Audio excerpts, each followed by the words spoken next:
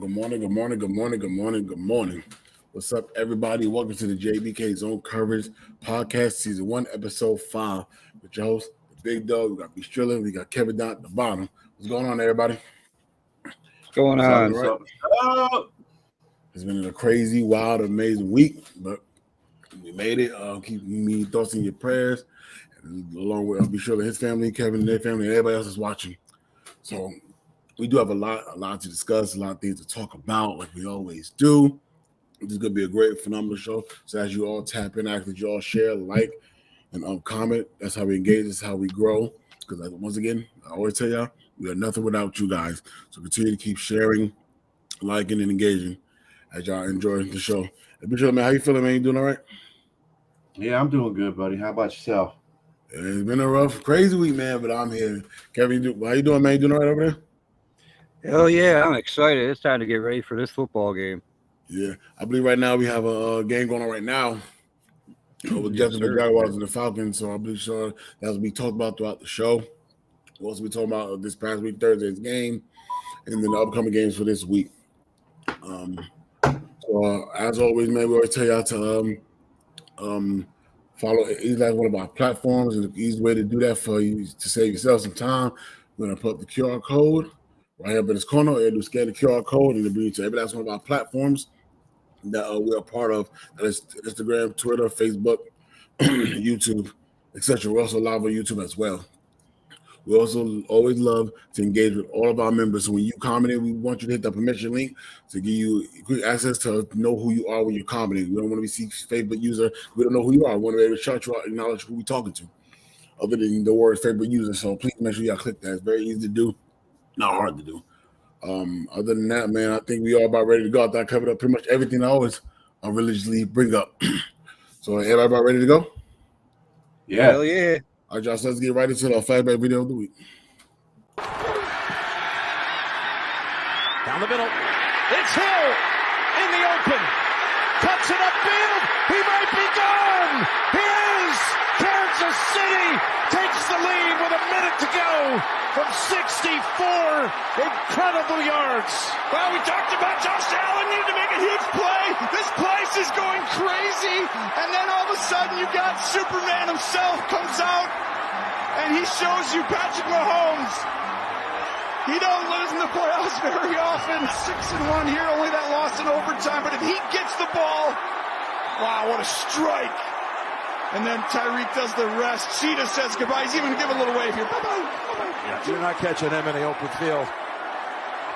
2 lead changes, 52 seconds apart. And that flashback video was Tyreek Hill get up the peace sign all the way to the end zone in the divisional game against the Buffalo Bills. And that was 2-3 years ago now? My thing about that flashback video, I just don't understand why everybody was back there like that and no one covered Tyreek Hill. The only one that was covering him was now Steelers cornerback Levi Wallace. And I don't know why they had him on him. And then they even had a middle linebacker. I think that was their top middle linebacker back there. And when was able to catch him, he thought the peace sign and took off. I know Kevin's a little salty about that, but it had to be shown, man. And that was the flashback video of the week. We do that every single week. Y'all want to know who'll be our next video? Now, tune next week for that. Sorry, I know, right? I'm poor. Okay, Robbie. Uh-huh. So he plays on Pittsburgh, so he's great. What's going on, Yeah. Noel? I'm pretty sure Robbie meant that as sarcasm, bro. Yeah. Right, it is. Right, y'all. Let's go get ready. Get it ready for.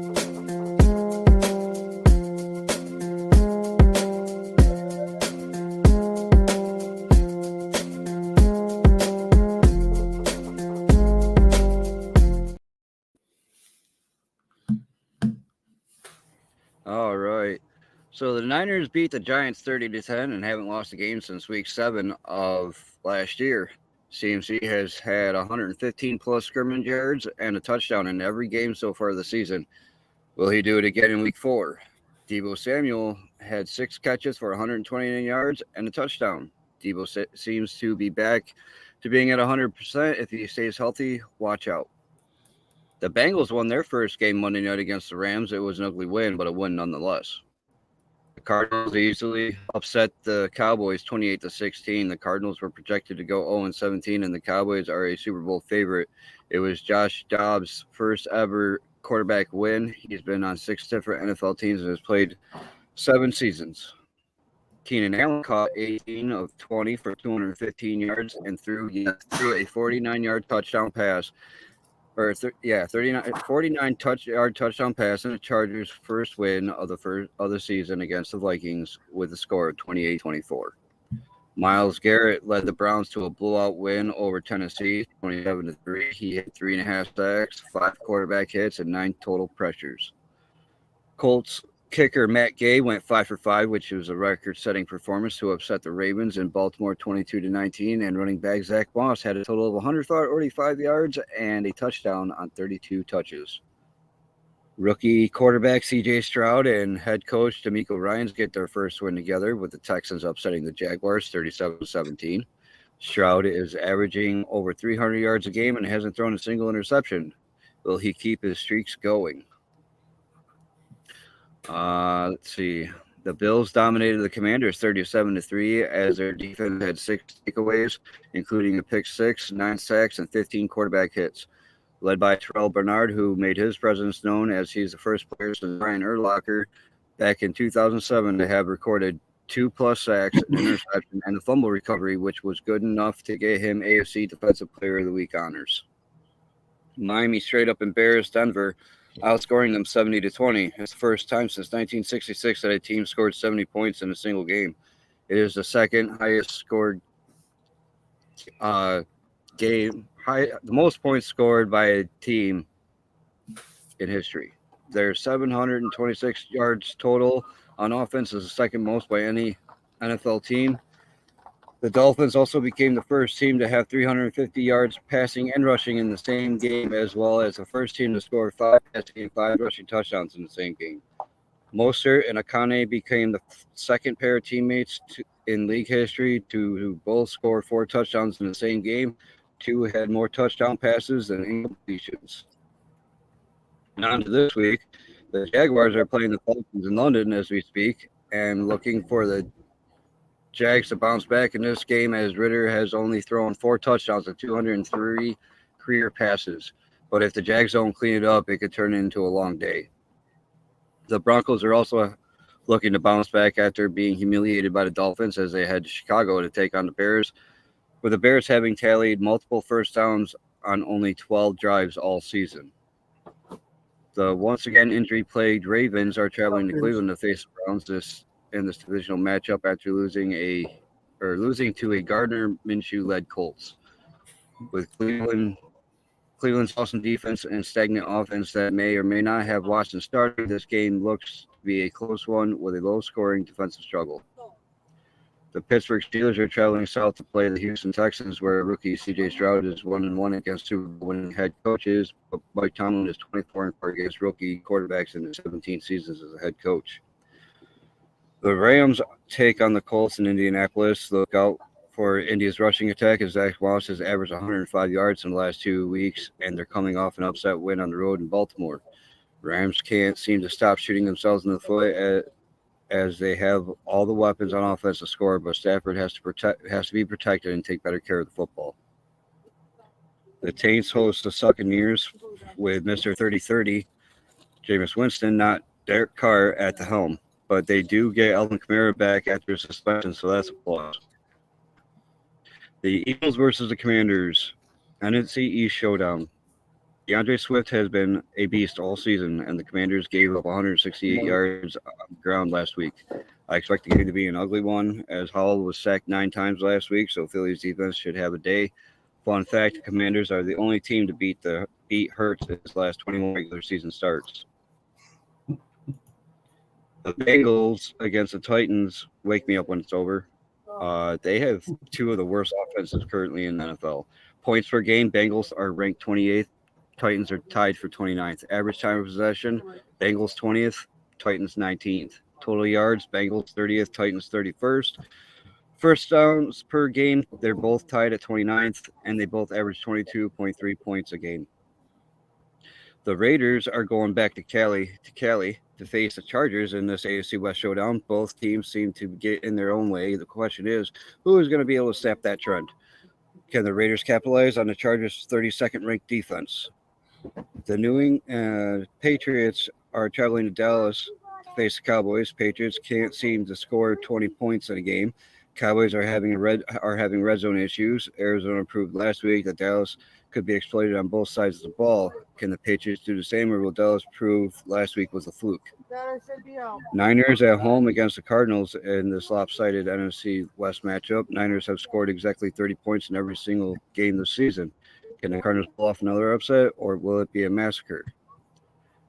And now, a special thing I'm adding to the news is Monkey's Tail of the Tape, where I'm going to be taking a game from this week and putting it on notice. And this week, I chose the Bills and Dolphins game, being it's been the most talked about game all week. The Dolphins versus the Bills. Tua has passed for 999 yards, 4 touchdowns, 4 interceptions, and a pass rating of 76.4 in 5 games. Raheem Mostert has 34 carries for 189 yards in 3 games. Waddle has 17 catches for 293 yards and a touchdown in 4 games. Hill has 28 catches for 226 yards and 1 touchdown in 5 games. The Bills versus the Dolphins. Dawson Knox has 19 catches for 259 yards and 3 touchdowns in 7 games. Davis has 14 catches for 235 yards and 3 touchdowns in 6 games. Stephon Diggs has 40 catches for 512 yards and 4 touchdowns in 7 games. And Damian Harris has 52 carries for 216 yards and a touchdown in 4 games versus Dolphins. The Bills defense has the highest quarterback pressure percentage of 50.2% in the league, while having the second lowest blitz rate of 15.7%. Buffalo's defense also has the most interceptions with 7 and has played in the nickel formation more than any other team at a staggering 98.6%. The Dolphins have the first ranked offense, and it should be a very interesting game. And even though I keep saying the Bills are going to win and they're going to squish the fish, it could go either way. It should be a high-scoring game. It should be very exciting for everyone to watch. Back to you guys. All right, thank you for that zone coverage news. Appreciate you a lot. For all those who are now just joining in, we welcome you to the zone coverage, WK Zone Coverage Podcast, season 1, episode 5. As you bring yourselves in here, make sure you like, smash that like button, share, and comment. That's how we grow. That's how we engage with you guys. We're nothing without you guys. So we do appreciate y'all joining in with this episode. I did also hear, Kevin, during your news that Derek Carr is expected to start today. So I don't believe 30 for 30 won't be playing today unless Derek Carr gets hurt and he can subs in from. I think we all need to coffee by now. But yeah, welcome once again to everybody. And we appreciate you for that news. So as we tell you, keep going. Let's see y'all smash that comment section, man. Smash the like button, share it, let a friend know, let a friend know that we're on today. We're live. Let's get at it. So y'all ready to get some topics talked about today? Y'all ready? Stone. What up, Mr. Stone? Good morning to everybody as well. Good morning to everybody. All right, y'all. So let's get right into the Thursday night football game. The Detroit Lions defeated the Green Bay Packers. I think this is what they 4th straight win against Green Bay? Fourth. Okay, fourth. Yep. Detroit Lions. It started off a real shaky for Jared Goff in his first drive doing the interception. Then after that just showed that it's not how you start the game, it's how you finish it.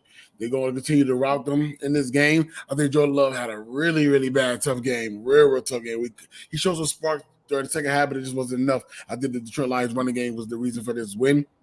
David Montgomery had we rushed 32 yards for 121 yards and 3 TDs in that game. And I think that this is the team that's going to be forced to be reckoned with. And I just found out that they top wide receiver they drafted this year, right? Was reinstated after being suspended for gambling. Now he's back. He's going to be back. And I think they're going to be more affordable team than it already is. His running game is phenomenal. His offensive line is phenomenal. The way Jared Goff is playing is phenomenal as well. He cost me a fail when I gambled against him and prospect. He failed me. But other than that, they did pretty good in this game. I just feel like Green Bay right now is struggling right now, man. I think That's right. I think they have an identity crisis going on. But other than that, man, I think it was a really good game, man. But I feel like the Detroit Lions is one of the teams that need to be watched out for that could upset your team for real.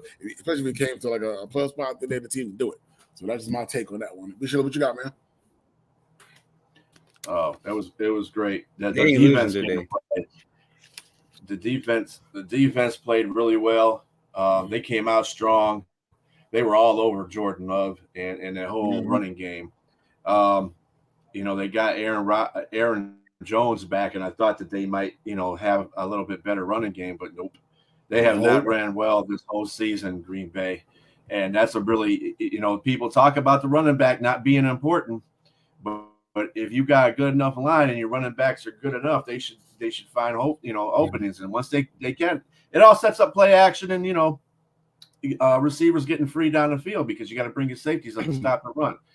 And, after Jared Goff's first little mishap, I don't know what the hell he was thinking about when he threw that pass. But anyway, the whole point of the situation is he came back and he played out and finished strong. And he's having pedestrian numbers because the running game, what we always say, when you get to the Super Bowl, there's two things that are common when teams get to the Super Bowl, right?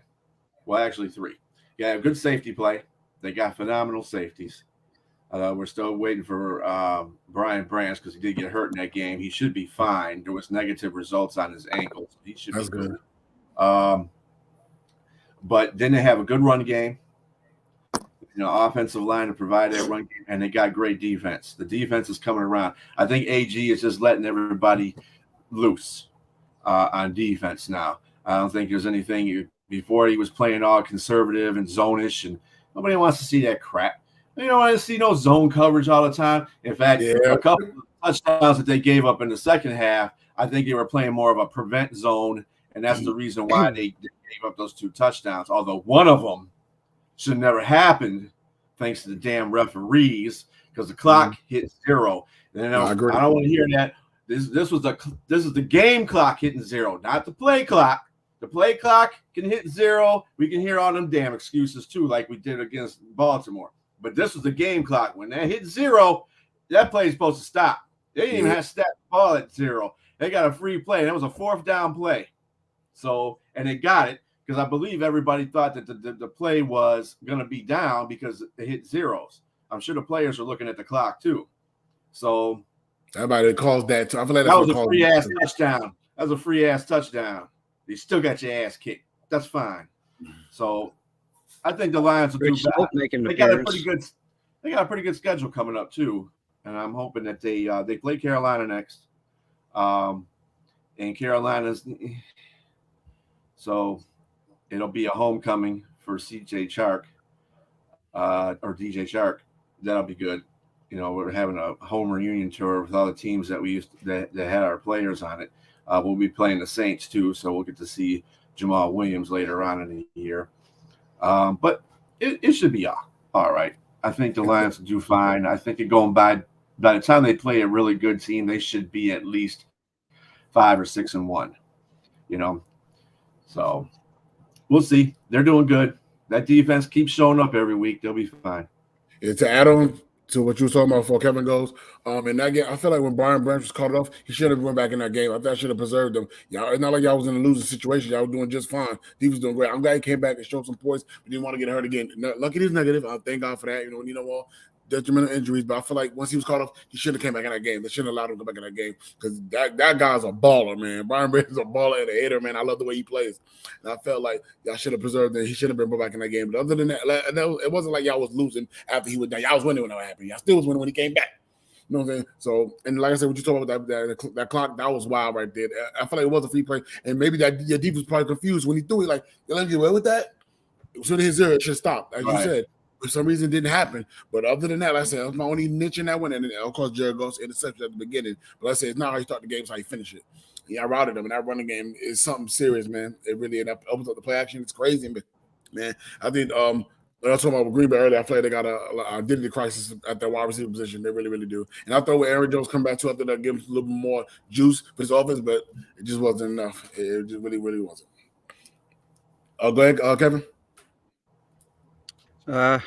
First off, I want to say what's up to Rich Smoke, who's decided to make an appearance this morning. Appreciate you, man. You haven't seen him in a hot minute, so it's good to see that he's still alive and kicking. But I got a couple facts about Thursday night's game to throw in there since you guys already covered basically everything I had to say. But with 1.5 sacks, second-year Lions defensive end Aiden Hutchinson has now 13 overall in his first 21 NFL games. Most certainly a solid start for the number 2 pick of the 22 draft and a player very likely to get his first Pro Bowl nod at the season's end. But Hutch's hot start is nothing compared to former Lions defensive end Al Bubba Baker. The 1978 Defensive Rookie of the Year debuted with what would have been a single season record 23 sacks, except for the fact the sacks didn't become an official NFL stat until 1982. But unofficially, Baker was the madman out of the chute, piling up 65.5 sacks in the 4 seasons before the stat became recognized by the league. The Lions 3-1 have now won 4 in a row versus the Lions, and we just talked about that. And their win gave them sole possession of the North. Detroit rookie Sam Laporta caught 4 passes Thursday night, giving him 22 on the season. No tight end in league history has snagged so many balls in his first 4 career games. So I thought that was interesting. Yeah, Sam Laporta, I always like those little fun facts like that. I kept that out of the news because I think we're going to talk who's about it. Hawkinson? Throw it in now. Right? Hawkinson. What y'all doing with Sam Laporta? I feel like we should be doing Pat Farmer, but we got a lot of issues going on with the OC situation over here. We're not gonna get into that right now, but that's what we. You can't use Pat Fryer move if you keep running reverse. Yeah, I know, but that's another conversation for another day. I'm just saying, like that's all we should be using Pat Farmer. Actually, we had that conversation like 6 times already. Yeah, it's just pissing everybody off, man. I'm telling you, you don't even have to be a Pittsburgh Steelers fan to sit there and say, "Hey, man, this is bullshit." All right, bye, y'all. Let's go ahead and get ready for Monkey Trivia number 1. Monkey Trivia number 1. Okay. Who led the league in rushing touchdowns in 2010? Was it Adrian Peterson, Arian Foster, Chris Johnson, or Peyton Hillis? 2010, you said? Who was it again? No, it was not Hillis. Was it Adrian Peterson? No, it wasn't. Nope. That had to be Chris Johnson. Nah, man, it was Arian Foster. He ran for 16 touchdowns. Whoa. And he also had 1,600. He also had 1,616 rushing yards. Also good for first. Oh man, we all wrong. Hold on. I gave you multiple choice with four answers, and you guys picked every single one but the right answer. Right. All right. We got a couple more to go later on the show, so hopefully we can redeem ourselves with those trivia questions. Right, y'all. A little bit more of our first topic of the day. Who is to blame for the Vikings 0-3 start? Now, this is one of the most high-scoring offensive passing teams in the league. I hear you, Rich. They can't seem to get over the notch of winning. They put up these big numbers, but can't win. So could we find out what's going on? So I'm gonna start off with B. Shirley. What is going on, and who's to blame for this? Well, I thought that they had got the coach to solve them offensive problems because he did come from the Rams. I don't understand exactly what's going on with Minnesota. I think Cousins is playing well. I think the running game is killing them. They got no running game. Madsen ain't crap. They got Akers. I don't know if they're going to play him this week or not, but their running game is flat. And I think that's a lot of problem right there. They're just keying on that pass. Our defenses are keying on a passing game right now. And they got to hold on to the ball. A lot of turnovers, bad turnovers too. And that stimulates from the fact that the defense is coming in there and getting to the quarterback. And the quarterback can't hold on to the ball too much. You got the running back now holding on to the ball. I think they had like 7 or 8 fumbles at this point in the season. They got to stop that. They got to get a good run game. They ain't got a good run game. They're going to be hit. Their defense isn't that good. They can't recover. Last year, they were 11-0 in one possession games. This year, they're 0-3. So that tells you a lot right there. And sometimes that luck just stops. So they just got to pull it together. Get a running game, they should be decent. But if they don't get a running game, you can forget them. They might go a few games before they hit, one. And on the other side of this too, Hawkinson said when he got traded to Vikings. He said, well, at least I'm going to be in a better situation and win some games. Lions are 3-1, and you're 0-3, buddy. Get the fuck out. This is the reason why me and Hawkinson ain't getting along. All right, Monkey, who's to blame for the Vikings 0-3 start? I have to go with the front office, man. You hire these coaches and these defensive coordinators, offensive coordinators to do their job, and everything looks great on paper until the season comes along, and bam, they're scoring a shit ton. They just can't keep. They can't. Kirk Cousins is leading the league in passing. He's the top passer right now. And then TDs. But they haven't won a single game. Get the fuck out of here. But I agree with Rich. You can't. They're too one-dimensional. It's just like a Bills problem the last 3-4 years. You can't run the ball. Your passing game, they're going to expect it. That was their ultimate downfall. But yeah, I would have to say it's on the coaching, the front office, and blame that damn defense for letting them points go by. Mm-hmm. All right. For me, so I started to do a little digging, and I'm gonna agree with Kevin. I think it's coaching. I think the front office. I think it's the defense.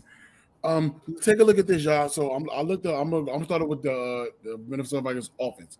All right, right now they're third in the league in total yards. They throwing total yards. They're 424.7, which is third, and passing they're 339.7 passing yards, which is second in the league. And points, they average 23 points a game. That's top 15. And then on third down, they 42.1. One thing I did not talk about yet is this.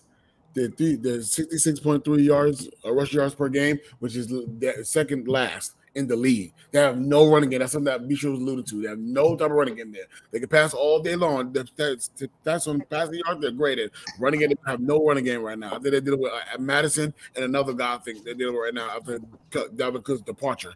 Now let's go look at their defense. This is what I feel like is the issue.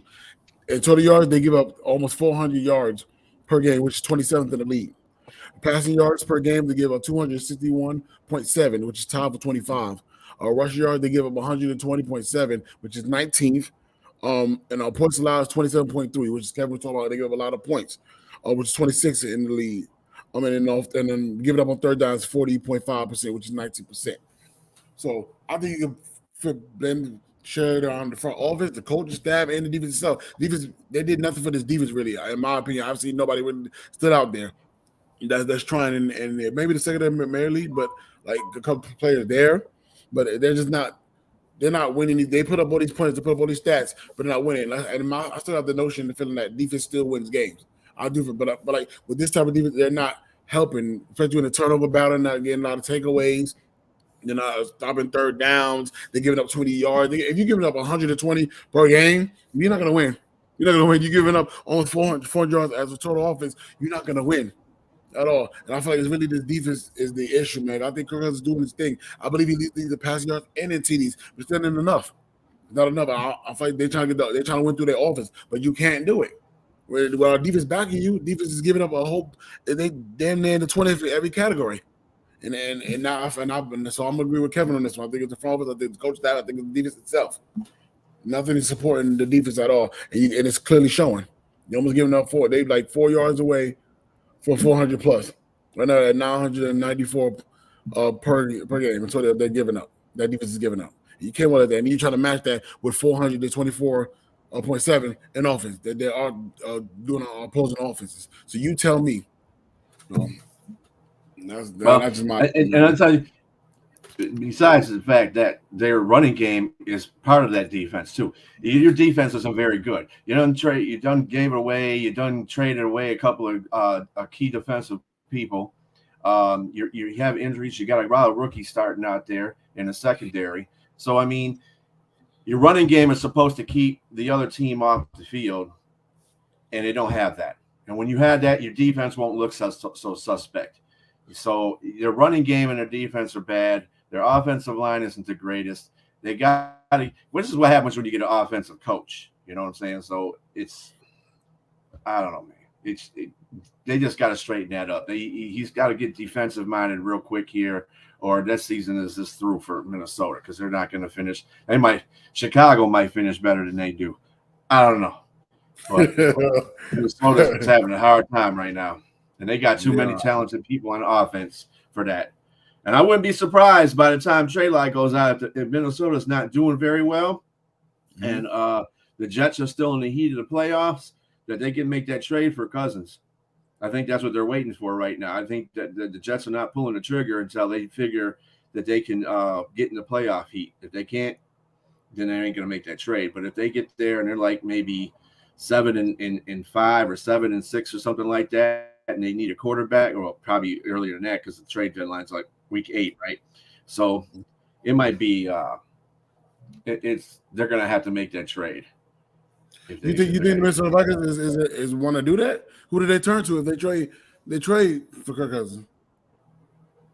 Well, they're looking for a return. Is that a true? Their backup quarterback. Well, their backup quarterback is. I mean, if I feel that if Minnesota thinks that their season is going to be over at a certain point, let the Lions keep winning, let Green Bay keep winning, and leaving these last 2 teams in the dust.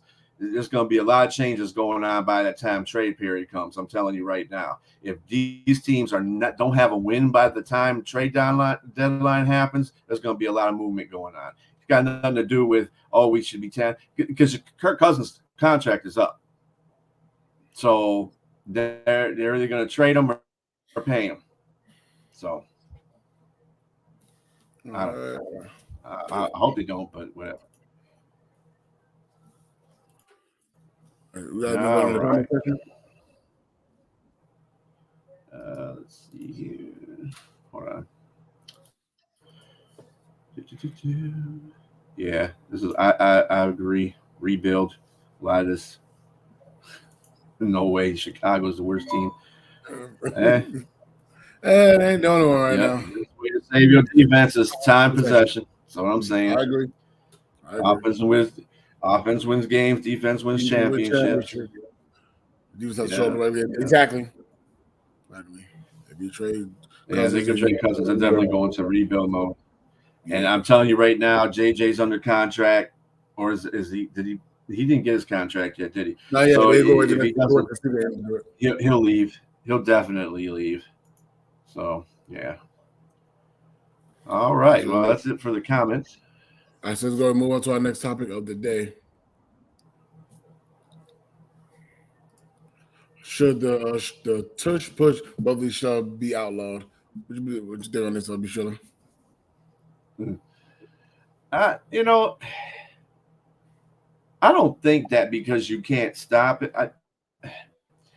You got to find a way to stop it. The NFL, you adapt and you overcome. If you can't do that, then it's going to be successful. And when people can't feel that they can't figure it out, they want to start, I want to ban this, I want to ban that. Well, no, once you find a way to stop it, you can stop it. You just got to be really inventive on the defense to stop it. And you know this stuff is coming. So there's no reason for nobody to be able to not stop it. You're just not putting the time and the effort to stop it. I don't think that getting rid of it, that's just too easy. You know what I'm saying? So I don't have no problem with it. It is what it is. Kevin, you good over there? Yeah, I'm good now. Sorry. What you thought on having some technical difficulties. No, people are just complaining about it because the Eagles do it so well. I think that's the issue. The Eagles do it so well, and like Rich, the Facebook or Rich said right here, other teams are trying it and it doesn't work. And that's exactly it. Is other teams are trying it, it's not working, so people are crying about it. It's just like the Wildcat offense that came out years back with the Dolphins. You know, people didn't want it because they couldn't run it themselves effectively. So I don't think people can't need to stop crying. I've seen teams that have done it. It's not nothing that New England has done it. I've seen a Lions game where the Lions did it one time on a sneak. It's just it's about stopping it. It ain't about doing it. It's about stopping it. And if you can't stop it and you don't want to take the time and the effort on the defense to stop it when you know you're playing that type of a team, or you know you're playing the Eagles, then you're just being lazy because there's a defense for every offense. So you got to go out there and do what you got to do. Yeah, all this should be outlawed. Like I said, these things happen all the time, man. You talk about these quarterback sneaks, it's about stopping it. I think like everybody just talked about it. It's about stopping it. Can you stop it? Because if you want to complain about it, stop it. I remember one time when Cam Newton was rushing in and dancing in his zone. He complained about it. Stop me then. This is the same thing. Same thing in my opinion. Same thing. It's the same thing. Stop it. You don't want it done, stop it. So no, this should be outlawed because you can't stop it. No, that's basically what I was saying. You know what's coming. Exactly. You know what's coming. Yeah, right. You just gotta have a defense for it. That's all. I mean, just be creative. Some of these defensive coordinators need to do their jobs. That's all. Figure out a way. First guy hit the blocker low. Second guy hit the guy high. And like I said, it's like everybody get lowered in the offensive line. Right. Yeah. You know what's coming. You can't stop it. Who you mad at? Right. The NFL. All right. Let's go ahead and move on with Monkey Trivia number 2. All righty. Which team did Jerry Rice spend the preseason with in 2005 before eventually retiring? Was it the San Francisco 49ers, the Kansas City Chiefs, the Seattle Seahawks, or the Denver Broncos? Seahawks. Nope.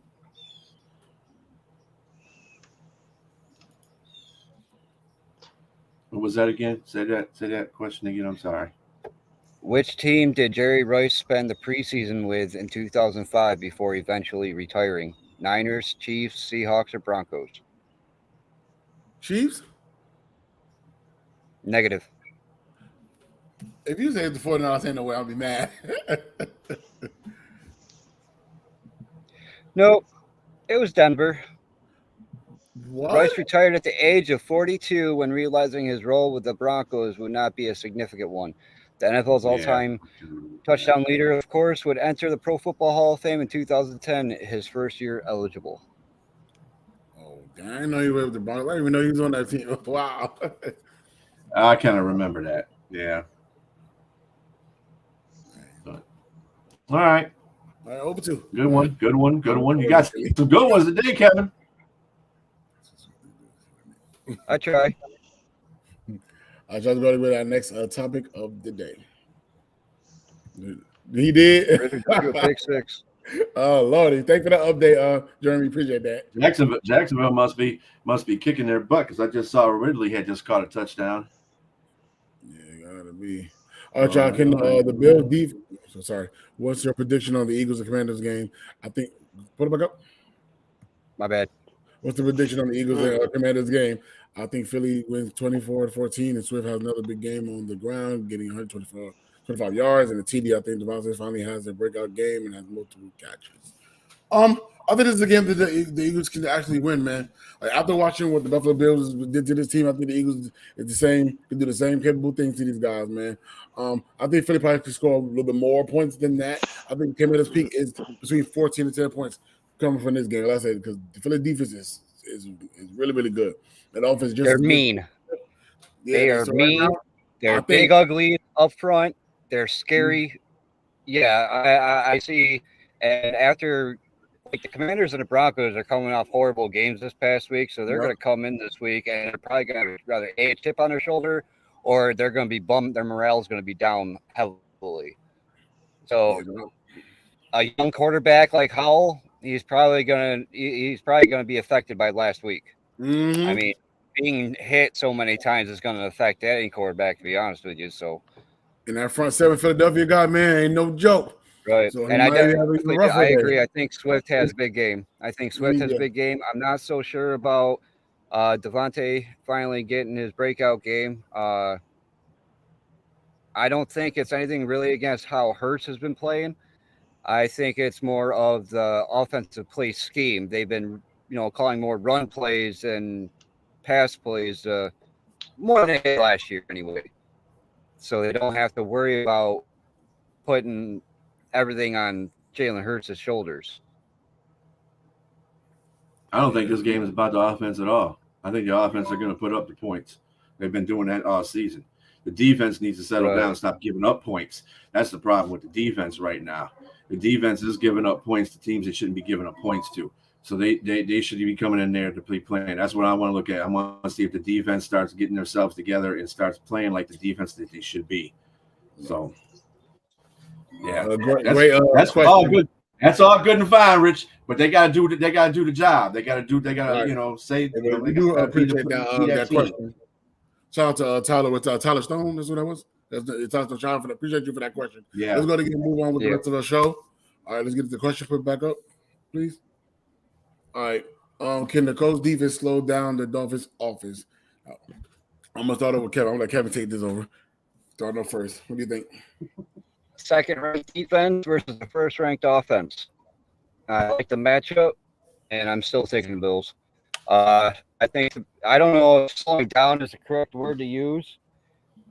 We've all seen the stats on the fastest run times of the players this year, and like 28 out of 34 of them are Dolphins players, and the Bills make up the other ones. But they don't need to slow them down. All right. So the Miami wide receivers haven't exactly played the greatest against the Bills. If you looked at the stats that I put up before, or that I was talking about beforehand. So I don't think it really has to do with that. I think it mainly has to do with getting to the quarterback. If you get to Tua, he's not going to have a game like he did. The Bills aren't the Broncos. So, and granted, the Bills haven't faced a team like the Dolphins all this season, but it can be said the same way backwards. Dolphins haven't faced a defense like the Bills either. So it's going to be a great game. I don't know. I couldn't even answer that. So for me, I like the stats guy, the real stats. I like Kevin just alluded to, number one offense versus the number two ranked defense in the league going at each other. The question is, can you slow down the offense? I bring this up because if you look at the Dolphins stats, they're number one in every category, but on third down conversion, which ranked sixth, but they're number one in every other category. You know what I'm saying? And they average of 552 total yards per game. And I think, and then y'all passing defense is only gives 142.3, which is third in the league. So can that be just enough to slow down what they have been lately? They put up monster numbers with this offense. So and with the capable defense that y'all do have, can y'all stop what they're producing every single game? And with this being a divisional game, makes it so important, so much of a bigger game, so much to talk about because, like, dang, they're ranking number one in passing yards, rushing yard points per game.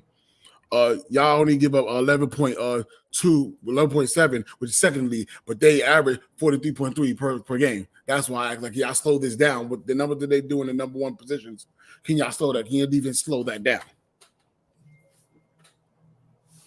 And that's the reason why this question's up. But I think you can do it. I think y'all can do it. Y'all home, of course, at the most, y'all home as well too. So can y'all slow down what they've been capable of doing over and over and over? Can y'all slow this down? I think y'all got an opportunity to do so. But if not, I'm not gonna say y'all also have what their Broncos did to them, but they're gonna have a long day. Also, the Dolphins are first in point differential. The Bills are second in point differential. And the difference between them two is only 3 points. And that's with putting up 50-plus points, on the Broncos. So they're really not that far apart as everyone thinks they are, just because they had that big-ass game. If they wouldn't have had 70 points in that game and had a point differential of 50 points, the Bills would be the number one team. Yeah, I agree. That's why I'm like, so can y'all? I think I have an opportunity to do so. It's a divisional game, and y'all know this team. They know y'all. I think y'all capable of stopping this. How often I think I do. I have a good chance. And we all know how difficult divisional games are. It doesn't matter if they're the best team in the division and the worst team. It's always one of them. Who knows what's going to happen situations. That's why I love these divisional games. All right, Bishula, can Bills defense slow down Miami Dolphins offense? I can put it to you this way: the Bills aren't going to get stumped on like Denver did for any reason whatsoever. But it is a divisional game. I think Miami's got a really good offense, and they're getting another key piece of their offense today too.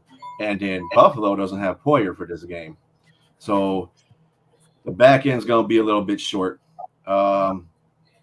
Really, I agree with Rich. Rich made a comment about the best way to beat Miami is got to shut down the run. Their running game has been phenomenal, and it's been phenomenal pretty much all season. It's been getting up there. It's been getting better. Their offensive line is blocking. I don't know if is Armstead playing this week. Anybody know if he's playing? The left tackle. No, he's not. He's registered as out. Not. That might be a key right there.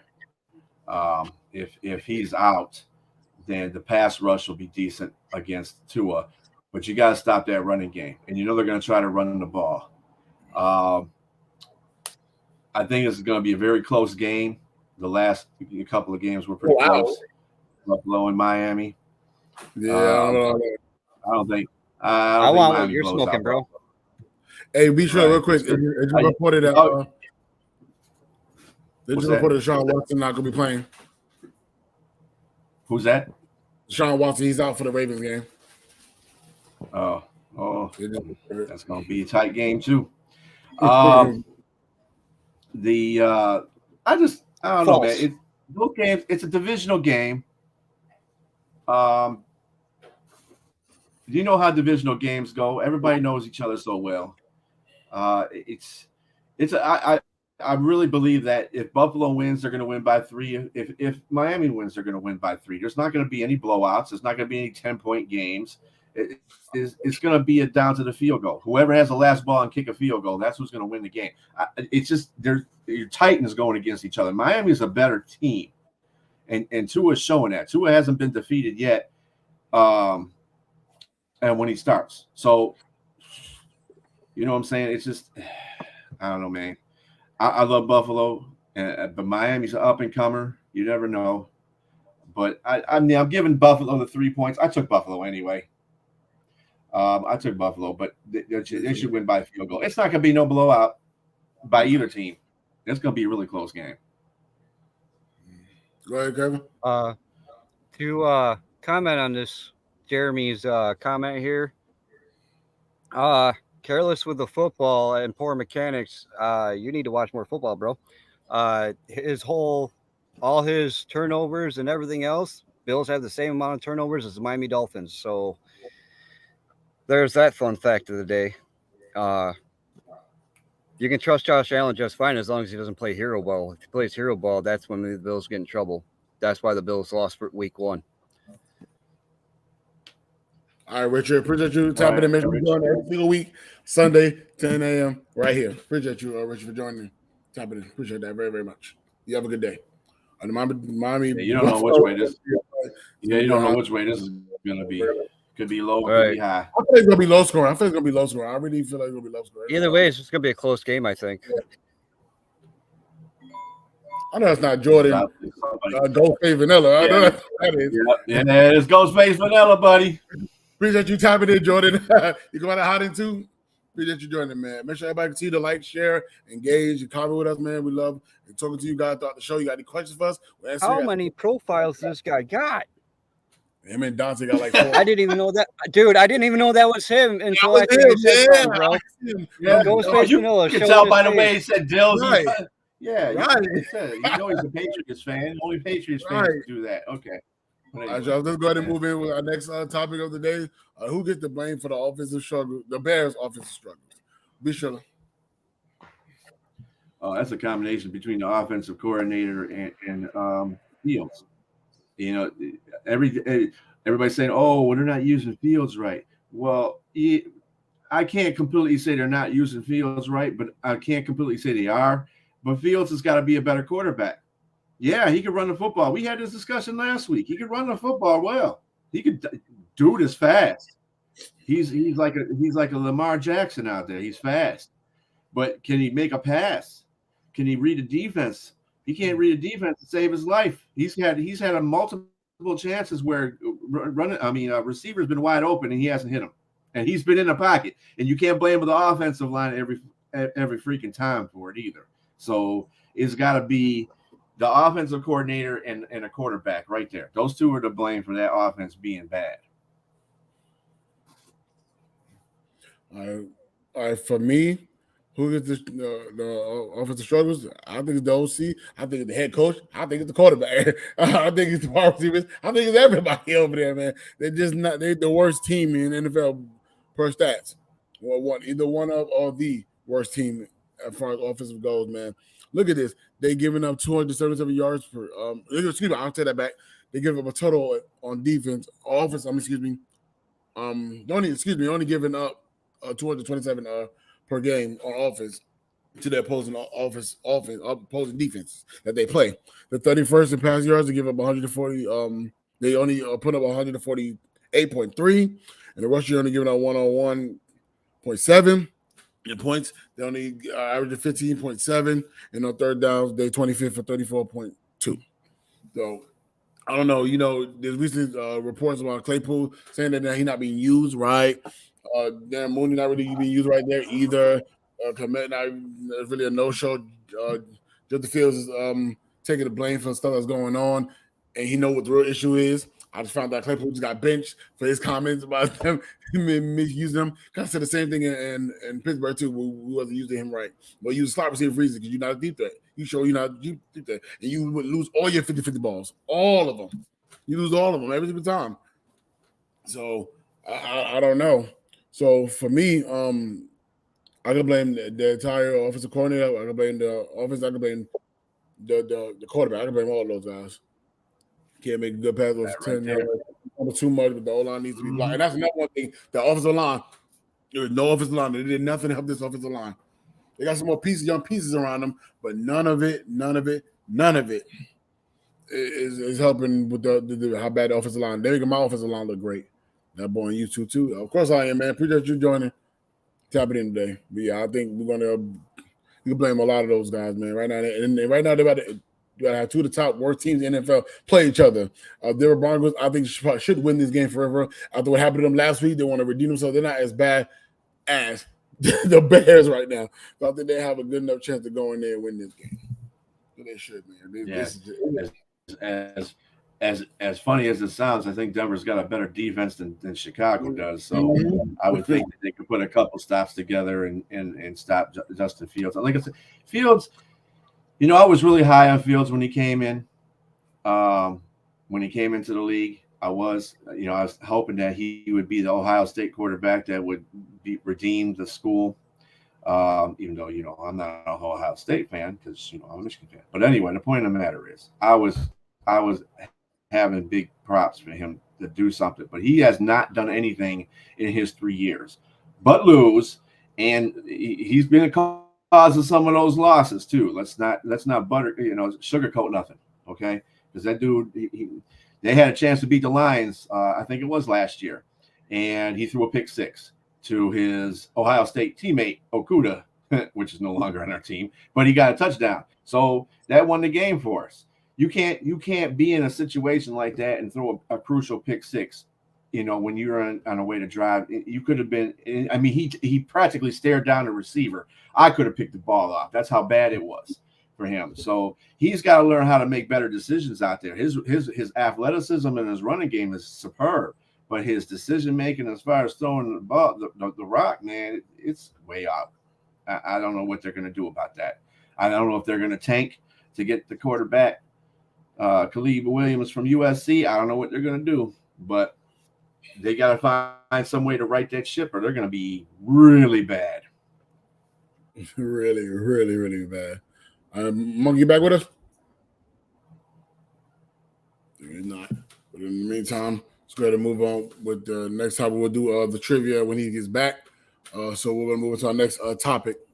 All right, y'all. So the jury's still out on Jordan Love as the franchise quarterback. I think it's too early to tell, man. We do have to remember, man, this is his first season as a starter. You know what I'm saying? Post Aaron Rodgers in Green Bay, man. So it's like, yeah, he's struggling right now, but like I said, it's his first time dealing with this team, man. Trying to find some continuity there, trying to build chemistry with these weapons right now. Like I said earlier in the show, I feel like they got an identity crisis at the wide receiver position. I'm not really sure who is the guy there. I think Christian Watson just got back post his injury. So his first game back this past Thursday.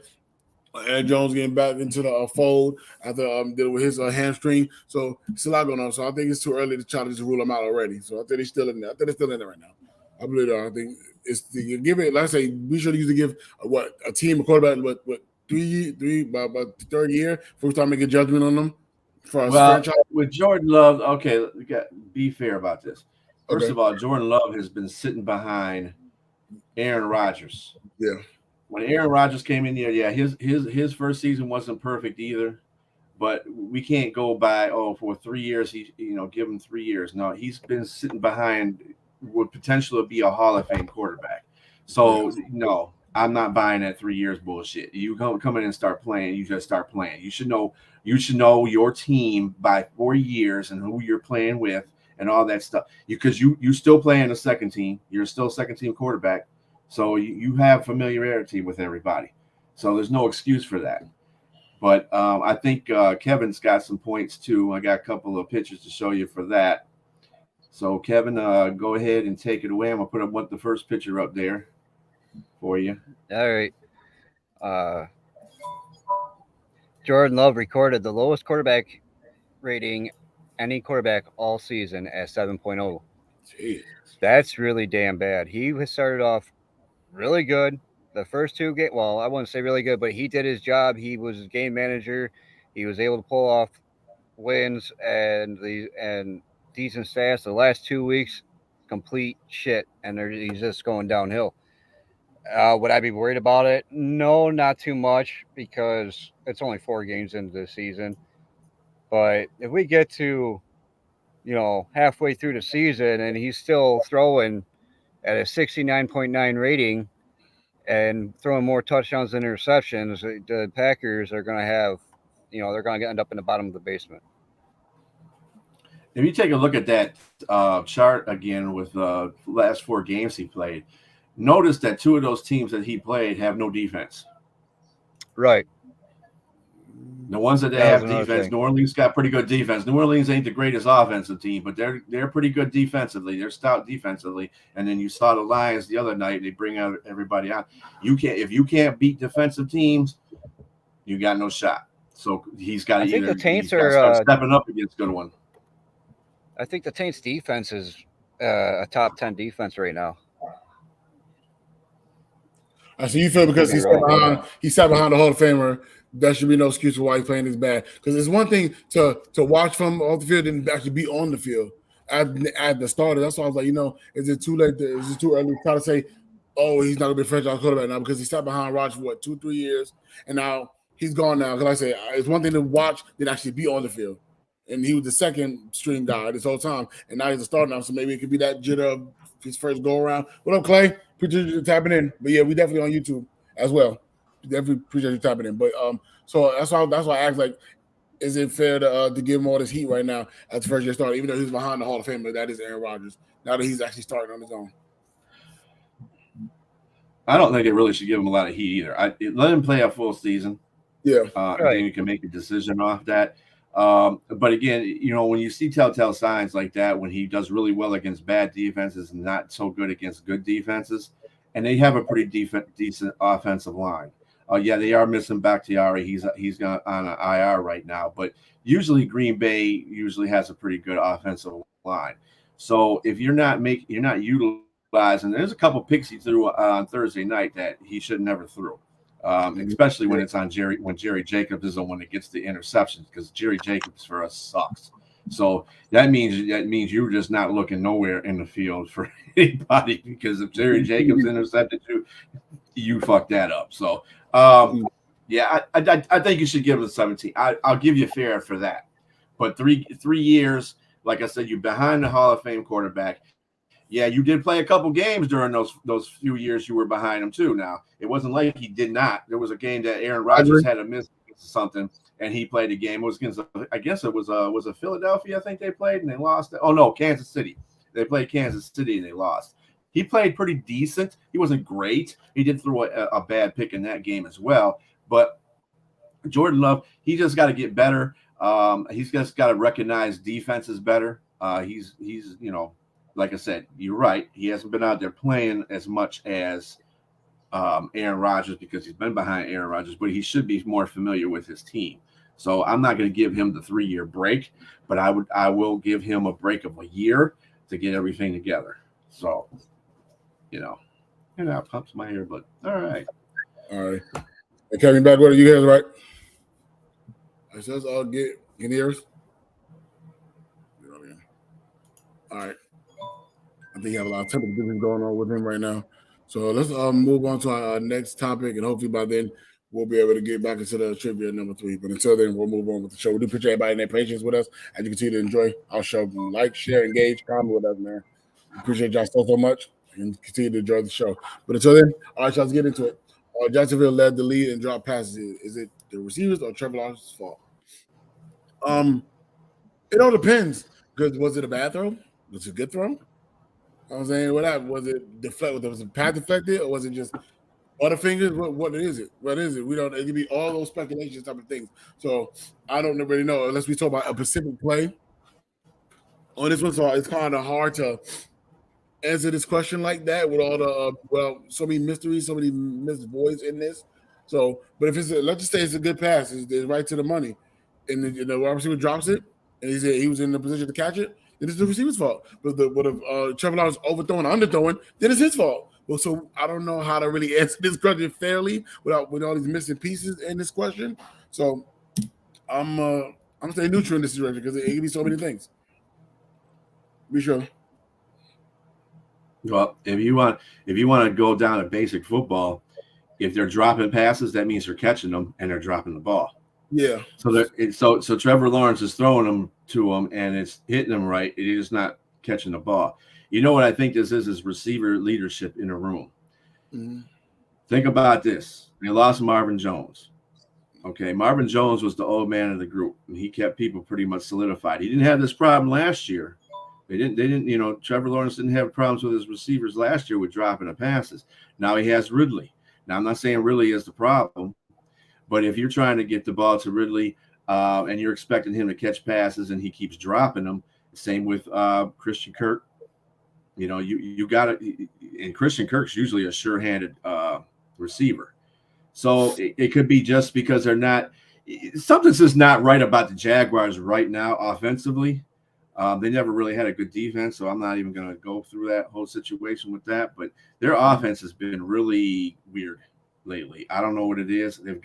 It's just – I've seen their offense. They've won a couple games, but I'm like, dude, you got the pieces. You got a great running back. Your offensive line is stable. It's not the best offensive line, but it's a stable offensive line. They'll give you time back there. And you got two great receivers back there. I don't understand. Zay Jones has been in and out of the lineup too, but that don't make a difference. They still got Ridley and they still got Christian Kirk. They got the great tight end back there. So I don't know what's going on with their offense. I don't know if they're just not, their mind is not into the game. All at the same time, I have no idea, but their offense is terrible right now. And that's probably the effect of it. Right now, they're not terrible though because they're winning 17-0 over the Atlanta Falcons. So at halftime, it's just starting the third quarter, by the way, people. So I mean, I guess you could right the ship when you get over to London. I don't know. I have no idea. All right, y'all. Let's go again and move on to our next topic of the day. Get right into the Jag off of the week. All right, y'all. So, all right. There it is. Jag off of the week. Jag off of the week. Yeah, right. Gotta call somebody for doing some Jag off type material, type things. And before we play the video, I must say,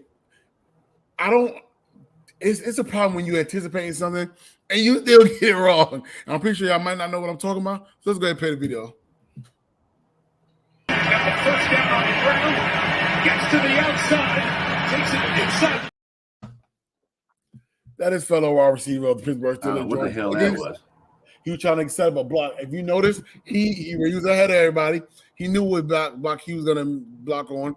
He waited, anticipated, knew what he was going to do, and missed. I'm like, how did you do this? Like, wait a minute, you anticipated it. You stopped ahead of everybody. You waited for your target, and you missed them. You went right through them. I'm like, oh, man. So, Jag off for the week goes to George Pickens, man. Come on, man. You got to get your block skills together. Go with the Judas Smith-Schuster, man. You know how to block. That's one of the things he was good for in Pittsburgh. And the worst part about that whole play is dude was already past him. Why are you making a block for somebody who's already past you, dude?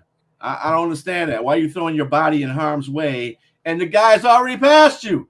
You know, messed up in the first place because you didn't block who you were supposed to block. You could have probably ran for a little bit longer if you blocked who you're supposed to block, and then you're going to try and make up for it by diving at somebody. No, that ain't going to work, bro. You're going to hurt yourself doing that kind of stuff. Right. I give it he did that. I was so shocked. I said, "You did what?" And I'm looking at him like, "Oh my goodness, we gotta figure something out." So that was my jack of the week. Be sure you had a jack of the week this week. No jack of the week this week. Because I want to count the Green Bay fans. I want to count the Green Bay fans who decided to pour beer on Amon St. Brown when he scored a touchdown. But whatever. And then give him the middle finger on top of that. We're going to be like Aaron Rodgers to you guys, to Chicago. We're going to be in that. This is our house. Hey, Robbie, you got a jack over the week? Oh, I'm going with Mr. Colin Kellenhard. Hell is he smoking, man? Come on. Yeah, Trade. What do you say? Trade George Pickens, TJ Watt, and 3 first-round picks. What? For a college player that hasn't played in the NFL yet. Jack off. He is a super jag off, man. I think he's from Ohio too, so I expect that from him. He must be taking them shrooms that Rodgers has been taking. Hey, go back to that dark place, Colin, or whatever their name is. Colin Coward. Kevin, you got a jack over the week? Appreciate you, Robbie.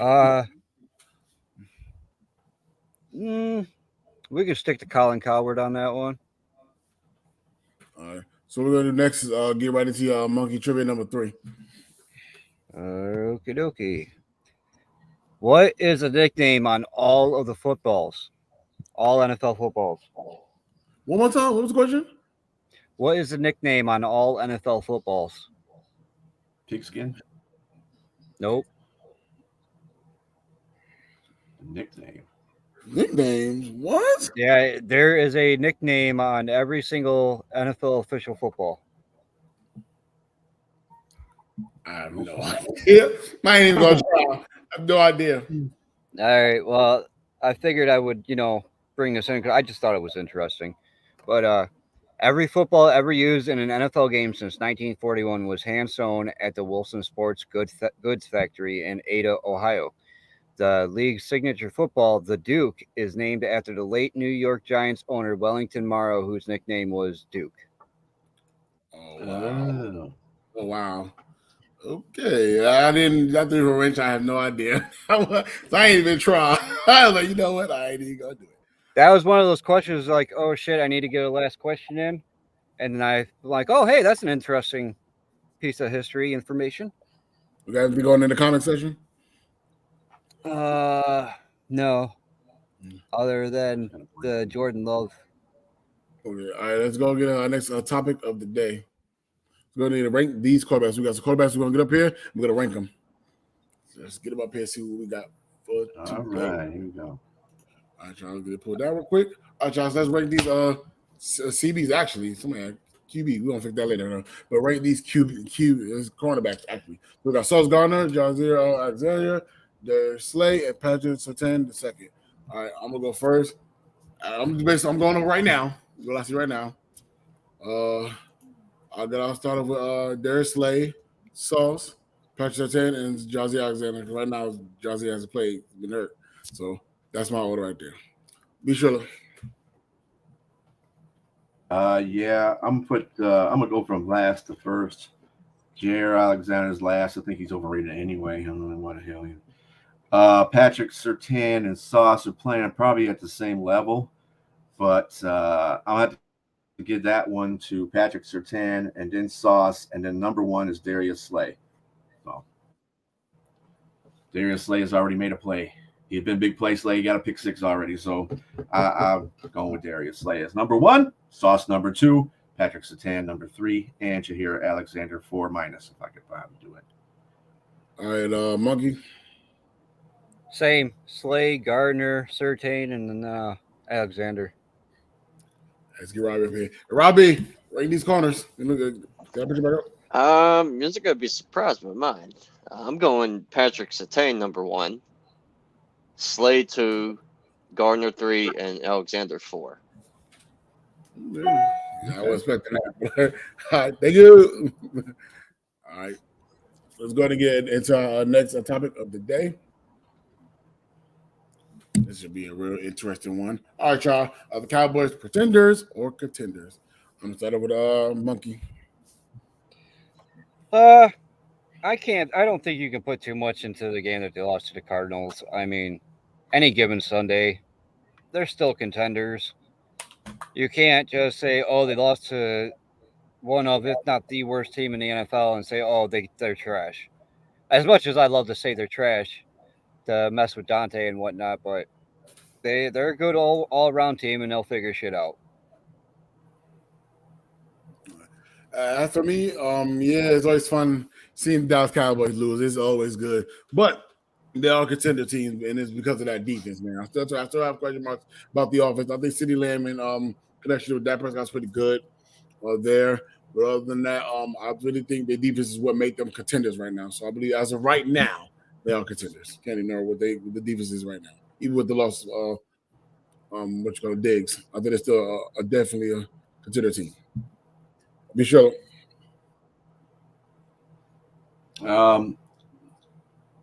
It's a long season. This is their third game, and they're 2-1.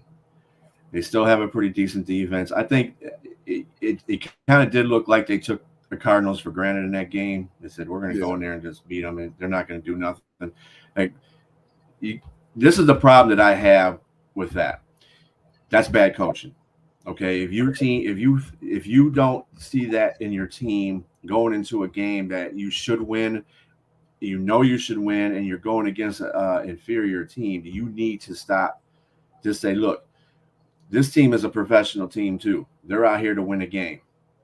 If you can't go out there and beat them at the same intensity, you don't need to be out here on the field. And that's exactly what happened with Dallas. They should have been blowing them out. They should have blew them out. Dallas is a way better team than people give them credit for. Yes, we laugh and joke about the Dallas Cowboys because of their fans. But as a team themselves, they are a very good team. They got a good run game, good offensive line. The defense is stellar. The defense is one of the best in the league. They should have beat Arizona, and he just took them too lightly. I think they're contenders, but I think when they get in the playoffs, that's the point that I don't like McCarthy. I don't think he's a good coach for Dallas. I just don't. I think he changes stuff, and the only thing that's keeping Dallas really in these games right now is the defense, and the offense needs to get their stuff straight. They really do. They got potential. They got a great offense, but it's like this every year with Dallas. They got good players, they great talent, and if it's on one side of the ball or the next, they're not getting it done, and that has to do with coaching.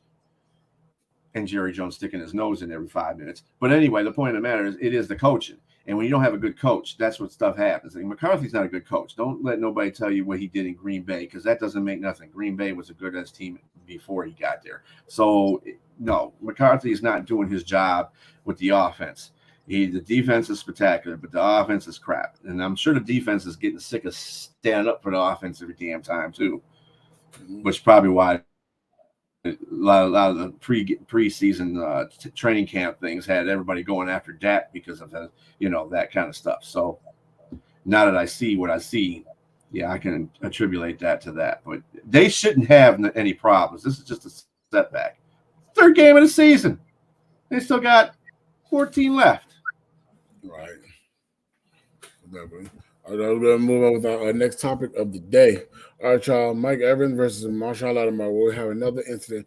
I'm pretty sure we're talking about last year, I believe. I think Marshall Lattimore and Tom Brady got into a little scuffle, and Mike Evans came out of nowhere and shoved him, knocked him down, was suspended for a game, I believe it was, for defending Tom Brady. So would he have another incident? I think they'll be on the best behavior because there is no iron team. So you don't want to do something that can affect the team drastically in this situation. So I hope that was a little lesson for Mike Evans when he was suspended for that altercation last year. So I don't think it will be. I think they'll be on that best behavior. I remember when Josh Norman, the Odell thing was a thing, and how they have their stuff going on, their back foot fights. And then when he got traded to the Redskins, it really wasn't that no more. The referee's like, we're not playing this time. You're not doing this time. You will, it will be ejected. And it was on the best behavior throughout the whole game. So it really wasn't no incident. So as of right now, just going off for it being a learning curve, I don't think so. I don't think it'll be no incident. But there's always that chance, though. But I doubt it because it could be detrimental to both teams. Losing their top players. And my guy just finally got going within his first 3 games, finally had his best game last week. So I'm pretty sure he's not going to do anything to try to hurt the team drastically. So I don't believe so. Monkey. They're when I see them two, I think of Andre Johnson and Cortland Finnegan. And I can see it. I can see it happening again. Doesn't mean who knows if it'll happen again, but they play each other 2 times a year. Hostility is just going to keep building up. So eventually something's going to pop off because neither one or both of them like to run their mouths. So the trash talking back and forth. It depends on which one gets pissed off first to throw the first punch. Be sure. Yeah. Ding, ding. Round number 4. You forget these two go all the way back to Winston. Now, Winston had this problem too. Winston went back. I think somebody took a shot at Winston. I think it was Marshawn Lattimore took a shot at Winston, and Evans came up there. These two have bad blood. They just have bad blood. They're just bad. It's like oil and water. Right. They're just bad. And every time they get it, they have some kind of, if it's not a fight, it's a penalty on each of them. Or one gets kicked out of the game because they're always talking stuff to each other or doing some little shady stuff on the side. So, yeah, I wouldn't be surprised if there was an incident. However, you want to say that they don't want to hurt each other's teams, but they don't give a damn. When it comes to them being on the field and them not liking each other, egos prevail in that situation. You got to remember, you're dealing with professional athletes, and they have egos. So they will fight if they have a chance to fight because they hate each other, period. Those two are just bad.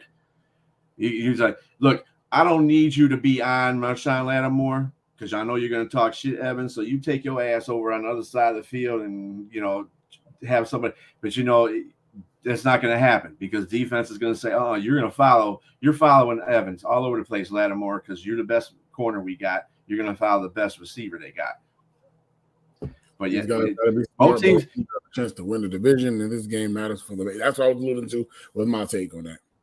Yeah, it didn't happen the last 4 times, so right?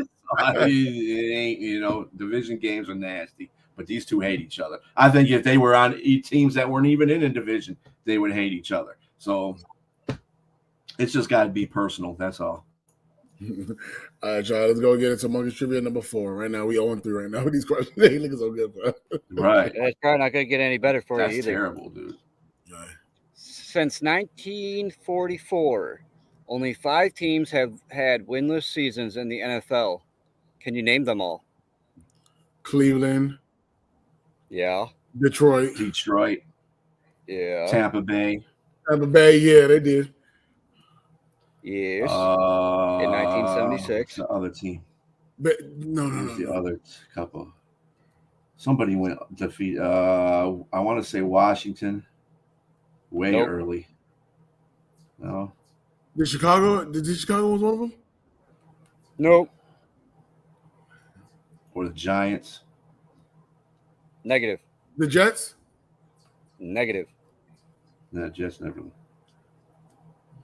So a couple old school teams that had went undefeated the whole season. The Bucks? We said the Bucks. Was it okay? We said okay. Green Bay? There's 2 left. Nope. The Titans? Negative. No. Give up? Yeah. Yeah. I'm easy. The answer is the 1960 Dallas Cowboys at 0-11-1. What? The 76. Damn it. The 76 Tampa Bay Buccaneers at 0-14.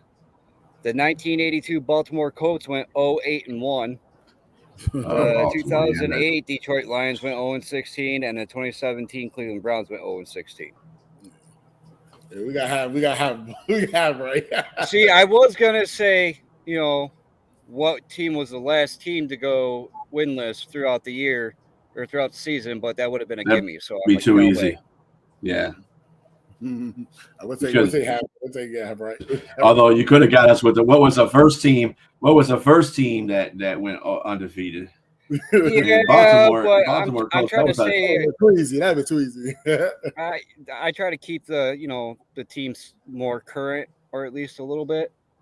Just because it goes back a little bit, it has something to do with the current teams. You had the 16 and 17 Browns and Lions, so that was current enough for me to put in there. Baltimore Colts. They only were undefeated because it was a strike season. That's the reason why they weren't 8-1. Yeah.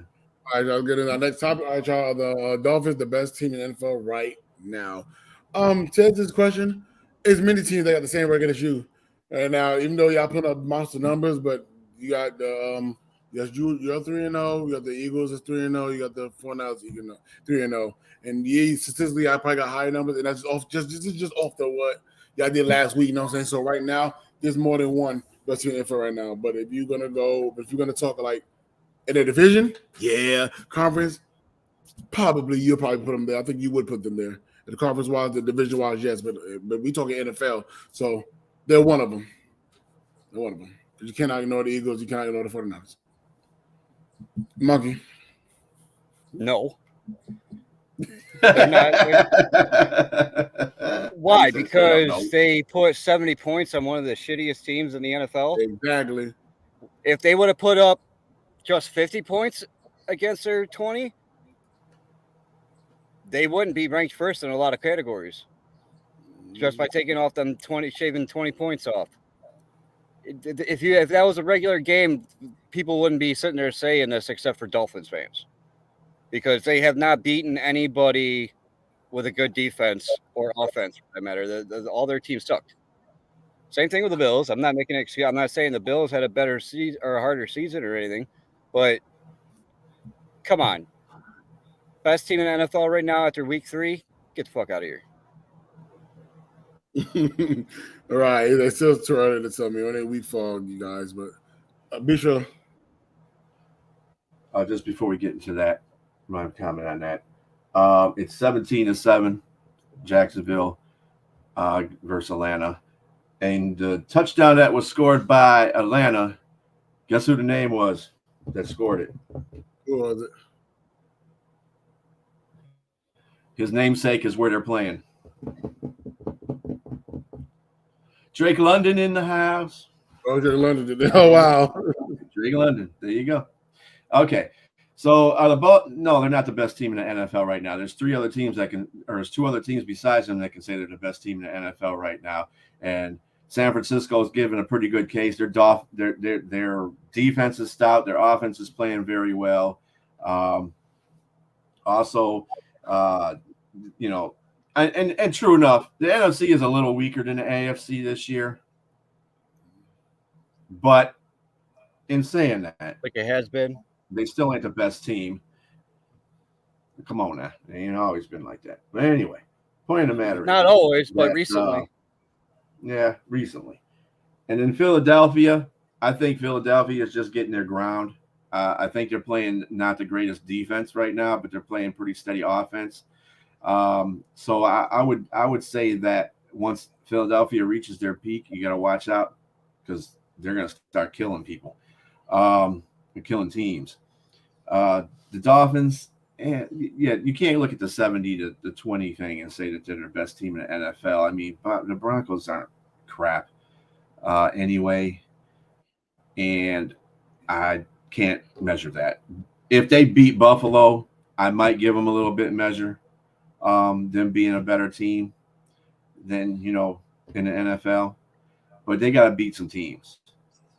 I don't think Philadelphia's played really good teams either. I don't think San Francisco's played a couple of decent teams. They did play Pittsburgh at the beginning of the season. Pittsburgh's got a form of defense, and they still blew them up. The Rams showed up and played against them pretty well. So, but they won, and they had a pretty good offensive and defensive balance in all those games. So I would really think San Francisco is probably one of the best teams in the NFL right now, even above Philly. I hate But this Miami- excuse right here. Teams can't help who they play. I hate hearing that. I hate hearing that because, yes, you're right. They can't help who they play. But there is no fucking way you can sit there and compare, say, the Dolphins' 70-20 win over the Broncos and compare it to the Cowboys beating whoever or whatnot. I mean, come on. This is ridiculous. Stop it. Be better. All right, let's get next. Let's get right Must be a to Dolphins fan. all right, let's get our next topic of the day. All right, Charles Claypool's back in the news again. And Claypool not being used correctly in Chicago. Lordy, golly. Get your boy. Get your boy. He said the same thing in Pittsburgh. He was supposed to be our deep threat guy, and he wasn't. He lost a lot of his 50-50 balls that he should have catch. He was compared to Megatron when he was drafted with the speed, the height, the weight size, and all that. They compared him. They want to call him Mapletron. I was not on the Mapletron bandwagon thing, like giving him Mapletron. I just called him Chase Claypool. That's who he was. When we realized he wasn't a 50-50 deep ball guy, we moved him into the slot, and he did pretty well with it. But it wasn't still. But he wasn't what we wanted him to be. And he claimed on a podcast he was the top wide receiver in the league. So he was traded off by us to Chicago in return for a second-round pick for JPJ. Thank you very much to Chicago for that. And he's been sitting at Chicago. So in the last 3 games, out of 14 targets, he only caught 4 passes. And his first TD was just last week in a losing effort against the Tampa Bay Bucks, led by Baker Mayfield. So he's averaging 12.8 yards per game. His longest was 20 yards. And I don't know. Like I said, there's a lot of issues going on in Chicago. So I'm not gonna say he may not be half right, half wrong in this situation because there's a lot of issues with the offensive line, the coaching, the quarterback situation, and your OC as well. So like, you did the second time you said this about another team, and you went publicly with this. I remember the last time you went public, we was in Pittsburgh, and we played Minnesota. It was no way to coming back. You pick up a first down instead of giving us the ball back. You want to celebrate. Then you want to blame the old line for knocking the ball out your hand. Yeah, we trying to hurry get the ball back, you dummy. And I think I gave CJ down for that as well. So, and then you broadcast that when somebody asked you that, you burn your team again. So what they do, they bench you. Now you're not even playing this week. So it's only a matter of time before you end up being released or traded again. So to answer this question, I don't think so. I don't think it's fair for him to even feel this way. You said the same thing in Pittsburgh. We're the much clearly the better team. So I don't even know how to answer this, to be honest with you. But if I had to answer it, I'm probably going to say, no, you just suck. Maybe you just suck. Maybe not top 3. Maybe you're not. I don't know. It's a hit or miss with this right here. It is a lot of issues going on in Chicago, but you was an issue in Pittsburgh too. Right? So you already have 14 targets. You're going to call 4 of them. So you missed him, but got you already. And it was in the vicinity of you, so obviously it was catchable, and you was missing them. So why you drop passes along the way too? But I'm gonna leave it at that. Be sure what you got. I see this is starting to become a norm in the NFL. These trends that are coming in the NFL where, I'm not being used correctly. First of all, Clayton, you're a receiver. Ain't too many things you can be used incorrectly on. Yes, this guy. Simple routes, man. That's all you do. Simple routes. You might have to block occasionally when the running back gets loose or you have one of your fellow receivers running. But when is being used correctly? That's what I want to know. I don't understand that. You're playing with a team. I have never seen so many players in this league in the last 2 years use this as an excuse for them not succeeding on a team. Dude, if a team got you, they got you for a reason. Using you correctly, I don't understand that. So what? They don't use you correctly. Your purpose is catch the ball. If you're not out there doing what you're supposed to be doing, you're not using yourself correctly. So shut up. First of all, you ain't top 3 receiver. You're going to get traded again because you run your mouth. Again, this is another, and let's put this on top of Chicago. Chicago is making the same damn mistakes. They gave a number 2 pick to Pittsburgh for him. Pittsburgh benefited out of it. You didn't. That's a bad call by the GM. I would agree about Rich on that one. Yeah, the GMs are making bad calls for Chicago too. Whoever's the GM for Chicago need to go. They need to go bye-bye because they're screwing that damn team up. Although that's good for me. But the point of the matter is, Claypool, shut up and just play football. Go out there and run the route you're supposed to run. Ain't nobody using you incorrectly. Maybe Justin Fields don't see your ass because you cried too damn much. I don't know. But whatever the case may be. But no, I don't think he's being used incorrectly. And also last week he caught a ball and fumbled it as well and lost it as well. So put it in there as well. You're your own worst enemy. That's all I'm saying. You're your own worst enemy. You can't be using you incorrectly held the ball because you got a fumble. So there you go. I don't understand. I'm not getting the whole situation with that. But whatever. He's playing for Chicago. So is he asking to be traded or go to a team that feels like they can utilize him right? Pittsburgh was the team for you, but you wasn't a defense target. You wasn't even getting this line. So I don't know. Now you in another team. Clay, you giving him way too much credit for that. Being a wide receiver 4. He should be a wide receiver none. Right. Claypool's not even. I love this one. He's not even top 3. Oh my goodness. That's a good one. All right, Robbie. All right. Okay, you here? Yeah, I'm here. Claypool, of course, ain't being used. Of course, Claypool ain't being used correctly because there's no correct way to use this son of a bitch and ass. I was high on him when he was coming out of the draft because he came from Notre Dame. You know, I'm a Notre Dame fan. But once he hit that NFL, that first season looked okay. Looked pretty good the first season. And after that, it just all came trickling down afterwards. It was a spiral effect. And now he's more of a drama queen than anything else. He wants that attention. If he can't get it on the field, he's going to get it on Twitter and social media and shit and whatnot. He's being a BBB. Right, he really is. He is acting like a triple B right now. He really is. He really is right now. He is. So, like I said, it's going to be a matter of time for you to get released or traded. Big dog, what up? Appreciate you joining. I don't know who you are, but appreciate you. I'm not seeing your name. So hit that permission link. We can see your name. I do appreciate your comment. What up, man? How you doing? All right, let's go ahead and move on to our next trivia number 5. Woohoo! So, trivia number 5 is, who has the worst win percentage in the NFL in the past 20 years? The worst win percentage? Cleveland Browns. Cleveland Browns, gotta be. Yep, the Browns have had the worst win percentage by a team, only winning 33.1% of the time. All right, let's go. Wow. 33.1%. Oh my goodness, that sucks. 33.1% of their games in the past 20 years they won. That is bad. Like, damn, that's terrible. Benny, I'm sorry, but your Browns need to turn their shit around, bro. You need a not just a culture shock and change. You need a whole fucking lobotomy or something. Yeah, and I'm afraid at the rate they're going right now, this is another issue. Coaches make a difference on football teams. People don't tell you that enough. Stefanski is not the guy. They got a good defensive coordinator now. Cleveland's number 1 in defense. Schwartz came in there and made a difference. Stefanski's still not making a difference on that team. He's not. So, whatever. They're going to still be doing that same stupid shit. You got to have a good coach. You got to have a good head coach.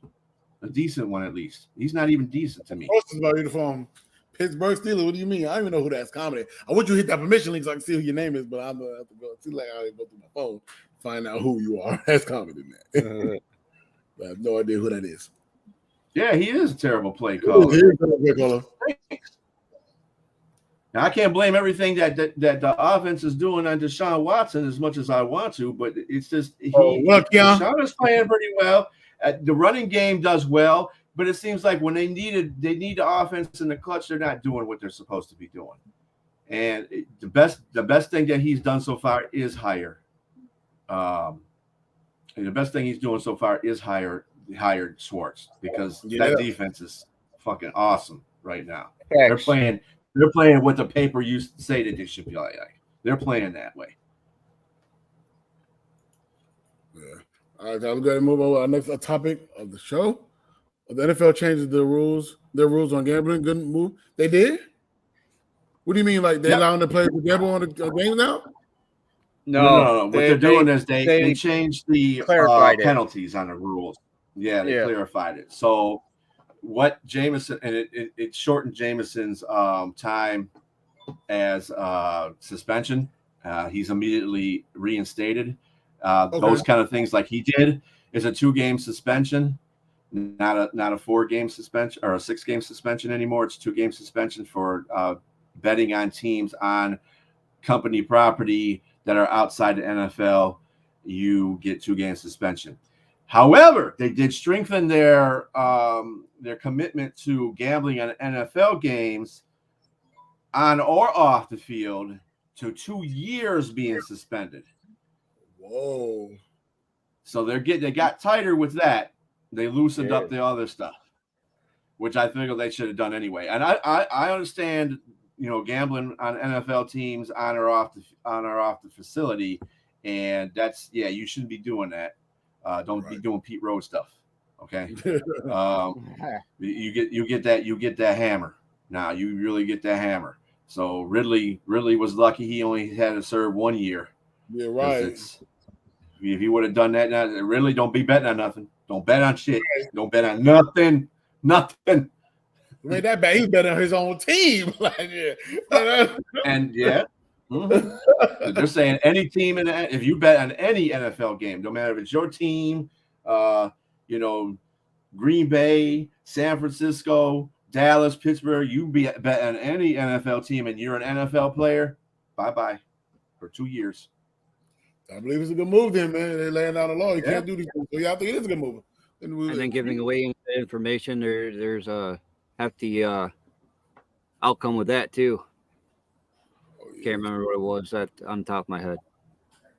Yeah, that is crazy. I think it is. That wasn't as stiff as a suspension. I know what you're talking about. No. It wasn't as stiff as a suspension. I think it was like about 8 games or something like that. Suspension, because that was giving away NFL information. What up, Dennis? How you doing? What up, Dennis? Giving up, information so it could change a game. So they should be able to bet, but now they're on games. I can see where that could get tricky, though. Yeah. Mm-hmm. True. Yeah, because you got to remember, NFL players play other NFL teams. So if they know what certain things are going on in the other teams, they can make bets that would benefit them in winning. So you gotta understand that it's just not your own team, although it's probably just as bad. But I think 2 years is good. Strengthen that and remove all the silly ass shit that they had. That's stuff that Jameson shouldn't have been suspended. They shouldn't even have a suspension either. So and a permanent ban's based on how bad their betting was. I think it was like basically on their own team, how often they're doing it, blah blah blah. So, or if they do it again. So really, don't do it again. Right. I'm going to take on this. Any comments on this? Other than the ones that I put up, no. But I agree. Is it a good move? I don't know if it's a good move or bad move, but I don't think players should be able to gamble in the NFL, period. If you're an NFL player, you shouldn't be able to gamble on the NFL. But you should be able to gamble on like basketball or baseball or other sports. Other sports, just not your sport. Just not your sport. That's the way I look at it. Yeah, I think that should be true for every sport. Like the NBA players can't vote, gamble on NBA games. They should be able to gamble outside their sport. It's right. I don't think that's great either. Yeah, they should just you don't want to gamble like that, dude. Just gamble on, if you're a football player, baseball and basketball, hockey, whatever the hell you gamble on, but not football. least not professional football. Yeah, I believe that's fair to say. All right, y'all. So let's go ahead and move on with our next topic of the day. All right, y'all. Devontae Adams is not happy again. Will the Las Vegas trade him? If so, to who? Surprise, surprise. I mean, what are you upset with? I don't know. What are y'all not winning? I get the frustration in that. A lot of teams ain't winning either. I'd be upset too with Jimmy G as my quarterback. Exactly. So would they trade him? No. He the best player on offense. No, I don't think so. And then John Jacobs, I'm not sure what's going on with him right now. He's not looking so good. And then somebody else just coming off a rushing title. He ain't looking so good right now. So I don't think they're gonna trade him at all. He's too valuable. He's too valuable to that team. But if they did decide to trade him, he probably want to go to where he could potentially win. I did hear some line roots around Baltimore, but I don't know why. That ain't happening. He wants to go to the Jets. Probably want to go to the Jets, probably. Yeah, I did hear that too before Aaron Rodgers went down. I don't know if he still felt that way. But like I said, I don't think they're going to trade him. And if they do trade him, you're going to have to give up a lot. I heard Cleveland naming that too, but you got to give up a lot. Detroit, that would be nice too. But you have to give up a lot, though. This is arguably still one of the top receivers in the game. So you're going to give up a lot. But I don't think they're going to do it, though. They're going to try to find a way to make him happy. But trying to hopefully – well, I mean, targets is not the issue because we gave him a hell of a lot of yards when we played them. He tore us up. We couldn't guard him for nothing. But you know, those stats don't mean nothing when you lose. So I don't care. But at the same time, man, the guy's a baller, man. Winning is everything, bro. If they start winning, he'll shut up, and it's not going to happen. He should have known better going to Las Vegas in the first place, but he wanted to go there because Derek Carr was there. Now he's gone. Now he's not happy. Right.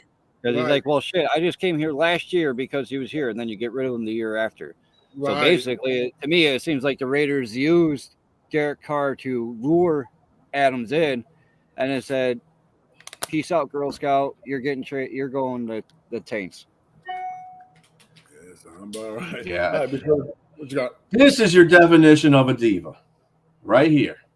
Yeah. You're not happy in Green Bay. You got a Hall of Fame quarterback throwing to you. You go play with your boy Carr, then he gets traded. And then you weren't really happy with the whole situation and then when he was there.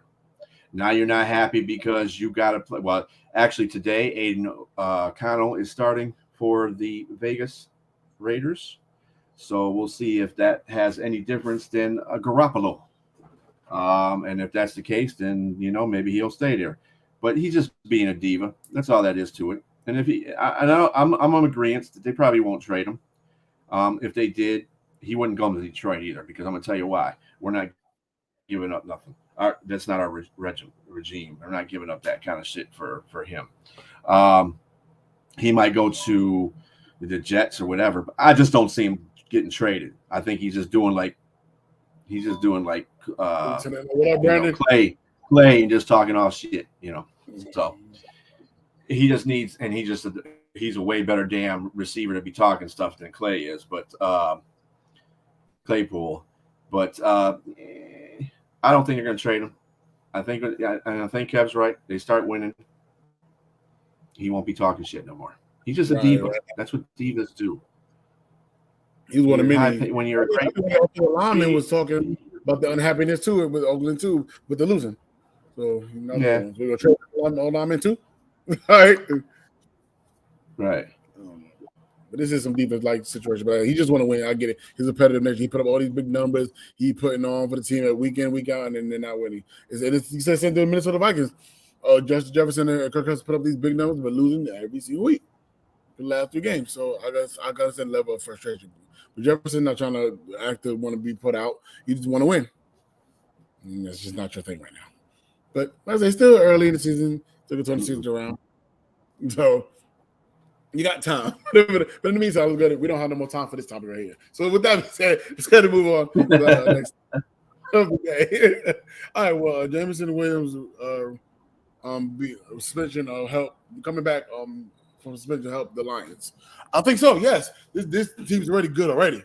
They've been balling already. Now to add another piece into the offense now, especially with the running game, that play actually going to open up even more now. Josh Reynolds doing pretty good in the absence of Jameson Williams. So yeah, and then with him and Malsey Brown, man, I think this is going to be. I'm telling you, the Detroit Lions is somebody I need to watch out for.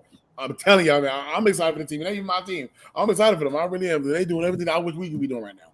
You know what I'm saying? Even though We right now technically have the lead. We run the division as of right now, based on tiebreaker. But that's all. But you know what I'm saying. But it's still, this team is really really good. I think that he's gonna help make them more dangerous than what they already are. So I believe But he gets so. the ball. Yeah, he gets the ball though. He gets the ball. That was last topic, but he gets the ball. So yeah, so I think he have a little. I think Williams have a little rust, but I think he'll be all right after maybe a game or two. And I think this team will be more dangerous, and there's more weapons for walk-on golf to get the ball out to. So yeah, I believe so. Bishop, what you got? Well, the reason why Reynolds' productivity is going to dip is because Jameson's in there. Jameson's going to get his catch. I think Ryan is doing very well, or Reynolds is doing very well, taking his spot for the moment. Other than that, the game plan is still out on Jameson Williams. I'm not sold on him yet. He's got to play really good for the rest of the season for me to be sold on him. I'm hoping this is not just one of those, one of the splashes that we didn't make in drafting him, because he's been playing with he's been kind of up and down as far as his attitude is concerned. It didn't help that he did the gambling thing. It also didn't help the fact that he missed the whole season because of his injury, although the Lions took him with that in mind. I want to see him do great things when he comes back for me to really be positive on him coming back. But, I mean, you can always use the receivers. We don't have a lot of receivers at this point, and we always can use the receivers. So I hope that he does. Yeah, I hope that he does well. I pray that he does well. Yeah, he is his own worst enemy sometimes. You got to stop talking on media, social media, too. That's another thing he has a problem with. He's a diva receiver without being a diva receiver, if you know what I mean. So he's got to stop that stuff. Once he starts showing up and doing what the heck he's got to do consistently, then I'll be more for him, being a solid contributor to that offense. All right, Monkey, did you go? No. Right. Yeah, I think it will. I think he was just having a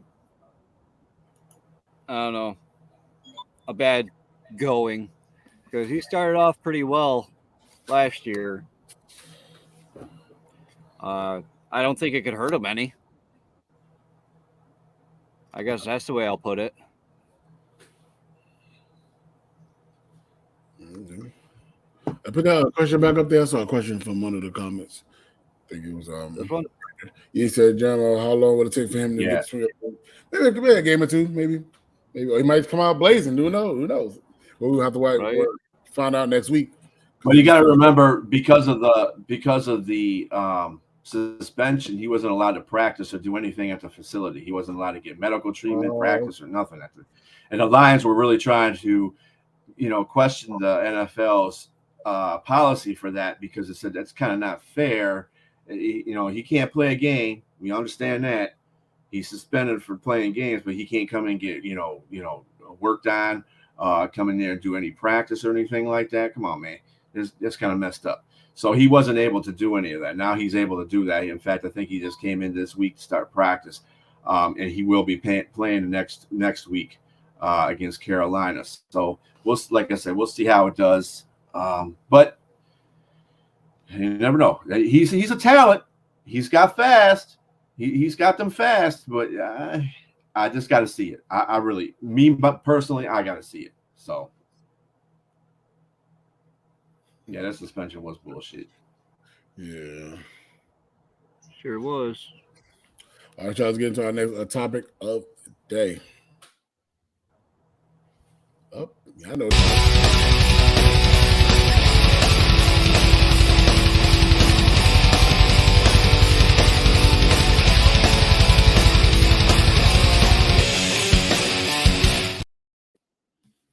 Time for sit your ass down. Now, every single week I had to call somebody. I feel like they need to sit their ass down, man. So, God, we like to talk to for the day, man. So, about ready to get this going? Oh, yeah. Yes, sir. Who you got? That's going to put me up on single screen. We're going to talk to the Denver Broncos team, organization, fan base, everybody. You guys allowed 70 points. And normally, I like to do my little sleazy spiel on this, on how angry or frustrated I can be about this team. But I don't think I'm the appropriate one to do this. I think a certain Hall of Famer should do this. Let's go ahead and play the video. Field goal. First of all, if I make McDaniel, you ought to kick that field goal to tie the record. Because here's the thing though, Stephen A. See, when I beat you bad like this, I do you a favor. I let you know from top to bottom, you're not good enough. Whoever picked this talent, you're not good enough. The coaches, you're not good enough. The talent on the field is not good enough. That's what that told me yesterday. The first time in NFL history, you got 300 yards passing, 350 yards passing, 350-yard rushing. A guy goes over 200 yards on 18 carries? Yes. 70 points with 8 minutes to go. Now, hold on. Sean Payton came in here with his chest all out. That was the worst coaching exhibition I had ever seen. About Nathaniel Hackett last season. Yes. And you just got 70 dropped on your dome. A 50-piece and 20 extra flats at no charge. A 70 spot. This is unacceptable. What is so embarrassing to me is that all the hype that came around, all this money you making. The Peter Walton family has spent an enormous amount of money. It's not good enough. And stop telling me it's not Russell's fault. I'm not saying that it is Russell's fault, but Russell is allowed to score more than 20 points. Just because the other team scores 70, that doesn't mean that you can't. The Broncos right now, the talent is not good enough. The coaching is not good enough. Okay, I don't know why it stopped. It just stopped right in the middle. That was Shannon Sharp losing his mind off of his team giving up a 70-piece. He said, 50-piece and 20 flats, no charge, man. Let's put up the 4 stars of the Miami Dolphins of last week. All right, y'all. This is the Dolphin dynamic day. He scored 70 points against Denver. Tua was 23 for 26 for 309 and 4 TDs, and he had 28.4 fantasy points. Rasheem Monster, probably Monster right there. He had 33 rush yards and 4 TDs. He had 51.3 points in fantasy. Then their rookie Devon Chance, he had the same amount of rush yards for the same amount of TDs and the same amount of fantasy points as Monstead did. And then you got Tyreek Hill, the top receiver in the game, with 9 receptions for 157, 1 TD, and averaged 30.7.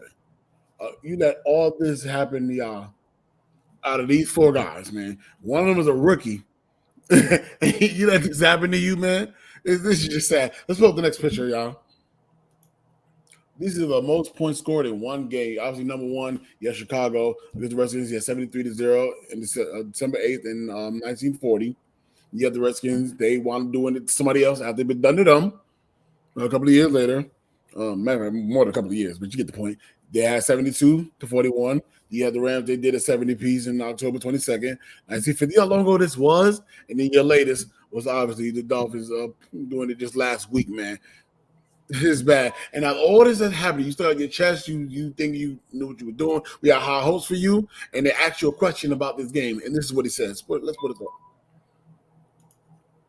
We have a crisis after being asked about the state of the team. What do you mean we have a crisis? Yeah, you do. You think you got a crisis? I think you got more than a crisis. You got an issue. I feel like after I allowed this to happen, I feel like there should be some firing going off. And I feel like Sean Payton should have been at the top of this list. Like, this team is bad. Of course you got a crisis, but you got to fix this crisis. After the front office should clean house. I feel like every coordinator that's on that team, every coach that's on that team, I need to go. This was just terrible, man. Everybody that the defense should be fired. Like this was just bad. This is bad. And now you have to live with this for the rest of your life. No one will ever forget that you let a 70-piece happen to you now, man. Now if there's a 50-piece, that's normal. But to see, I've seen it happen before. You know what I'm saying? But to have 70, and they really could have had 73 to tie it, but the kicking that field goal, but they decided not to do that. They could have done that, but they didn't want to be greedy. I feel like they should do the white flag a long time ago when they hit the 60s.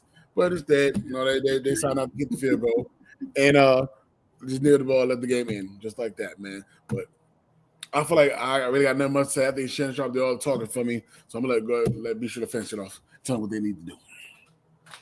Well, just to add something to that too. I mean, you say you have a crisis. No shit, Sherlock. I don't understand why he even said something. He just said, we just got our ass kicked. That's all that happened. We just need to fix stuff. But to say we have a crisis, dude, you can't see. That's the problem.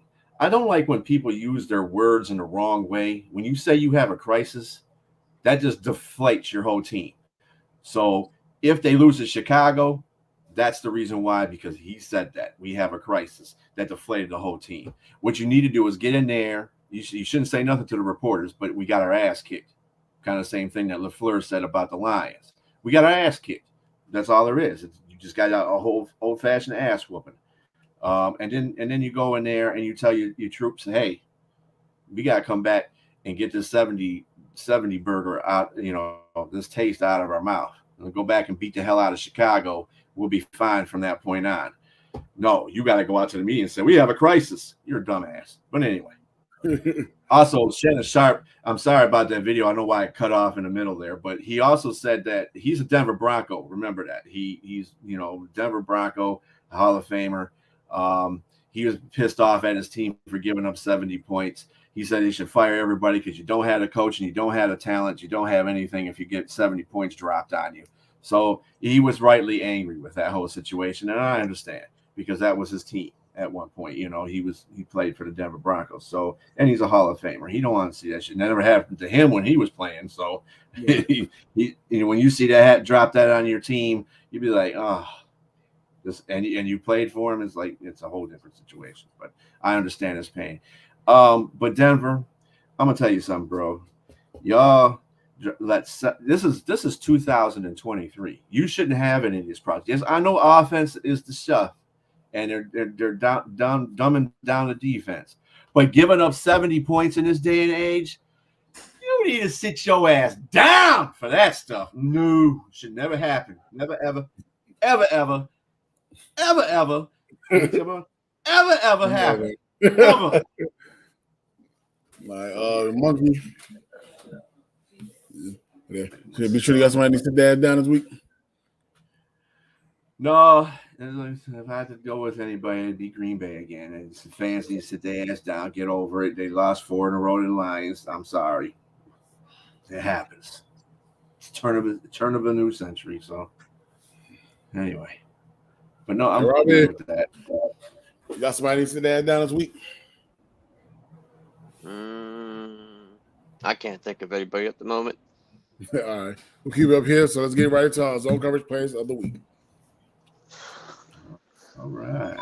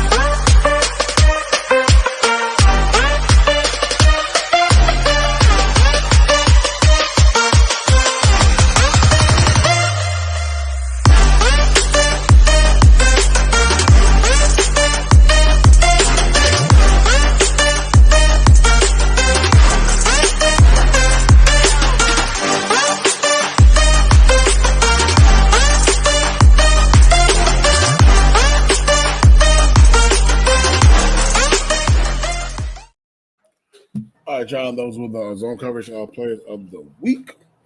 All right, so we're gonna do the last minute of the week. We're gonna get right into our pick'ems. Kevin back with us, so we have to skip it on him. All right, y'all. So the pick'ems of this week. What we're gonna do is gonna call out every last one of the games that's gonna be played this week, and everybody's gonna go around and pick who they think is gonna win. If y'all would like to join us, you can join us in the chat and let us know you're gonna win as we proceed with this. Hey, Kevin, you good? Muted. Sure is. But y'all, as we already know, that the Detroit Lions defeated Green Bay, so we don't have to talk about that game. So it's already checked up already. Good job, Detroit. All right, y'all. Let's go into our Sunday game. As of right now, the Atlanta Falcons and Jacksonville is going at it right now. So, who actually winning in that game right now, Because I actually had Jacksonville. Jacksonville's winning 20-7 right now. Because I had them winning anyway. Ryder's having a horrible game. Yeah, Ritter's having a bad game. He threw 2 interceptions. Oh, all right. So everybody had Jacksonville for the most part. Oh, yeah. Right. Yeah, Jacksonville. All right. So let's move on to the Miami at Buffalo. I got Buffalo in this game. Who you got, Michelle? Yeah, I got Buffalo by 3 in this game. Yep. All right, Robbie. I got the Buffalo Dollar Bills. Okay. All right, move on to Dollar Denver. Bills. We got Denver at Chicago. I'll take Denver in this one. I got Denver by. They better beat them by 2 touchdowns. All right, Robbie, who you got? Denver, they got to redeem themselves. They need to drop 70 on the Bears. I don't know if they're going to do all that. But I mean, they should do that's you need to get a game win.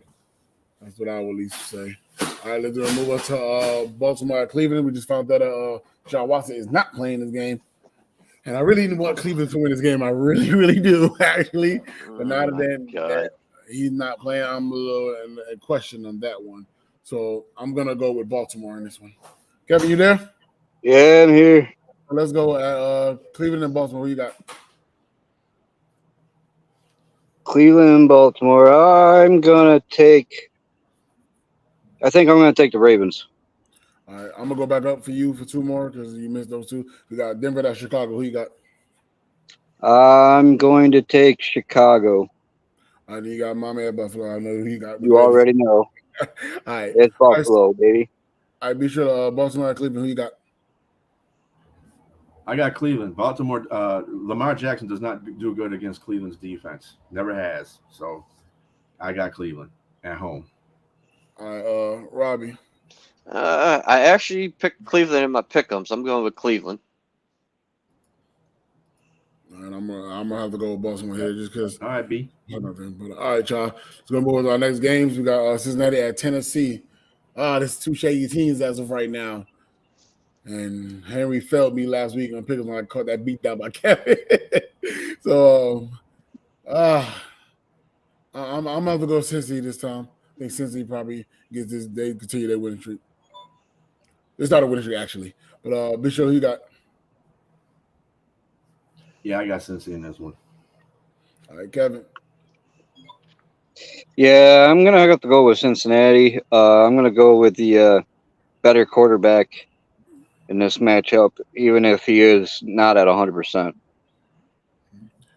Robbie. I'm going with the Zebras.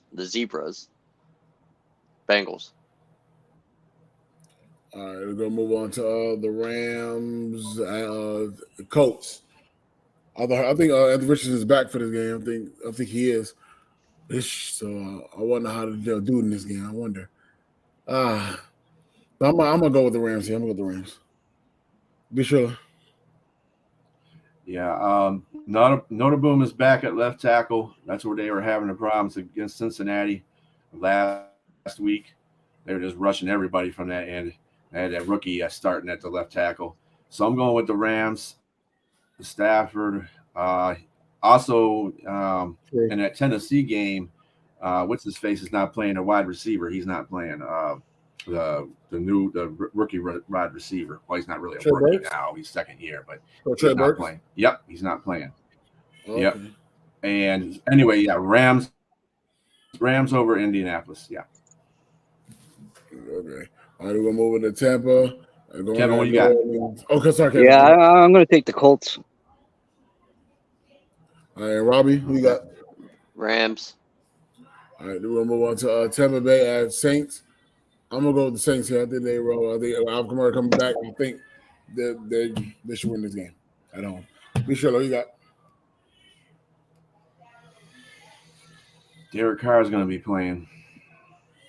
I don't know how he's going to be reacting on his offensive lines. Really got to do something. Oh, hey, ain't this the game Kamara's coming back?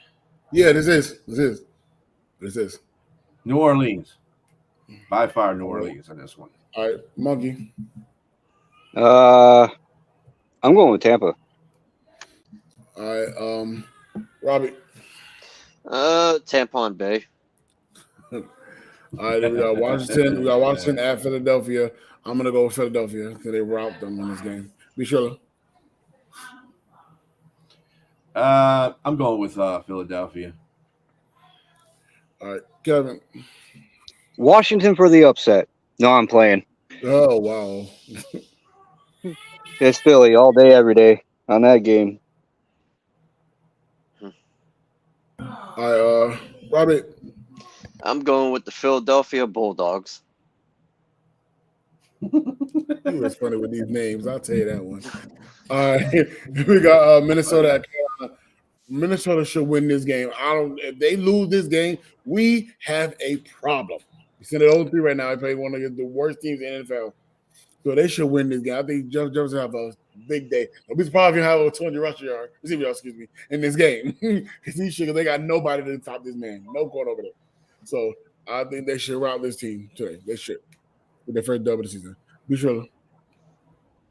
The only reason why I'm picking Minnesota to win this game is because Bryce Young is back at quarterback at Carolina. Had it been the Red Rifle, I would have picked Carolina because he's a better quarterback. He's better situated. So no, since Bryce Young is back, it's going to be Minnesota.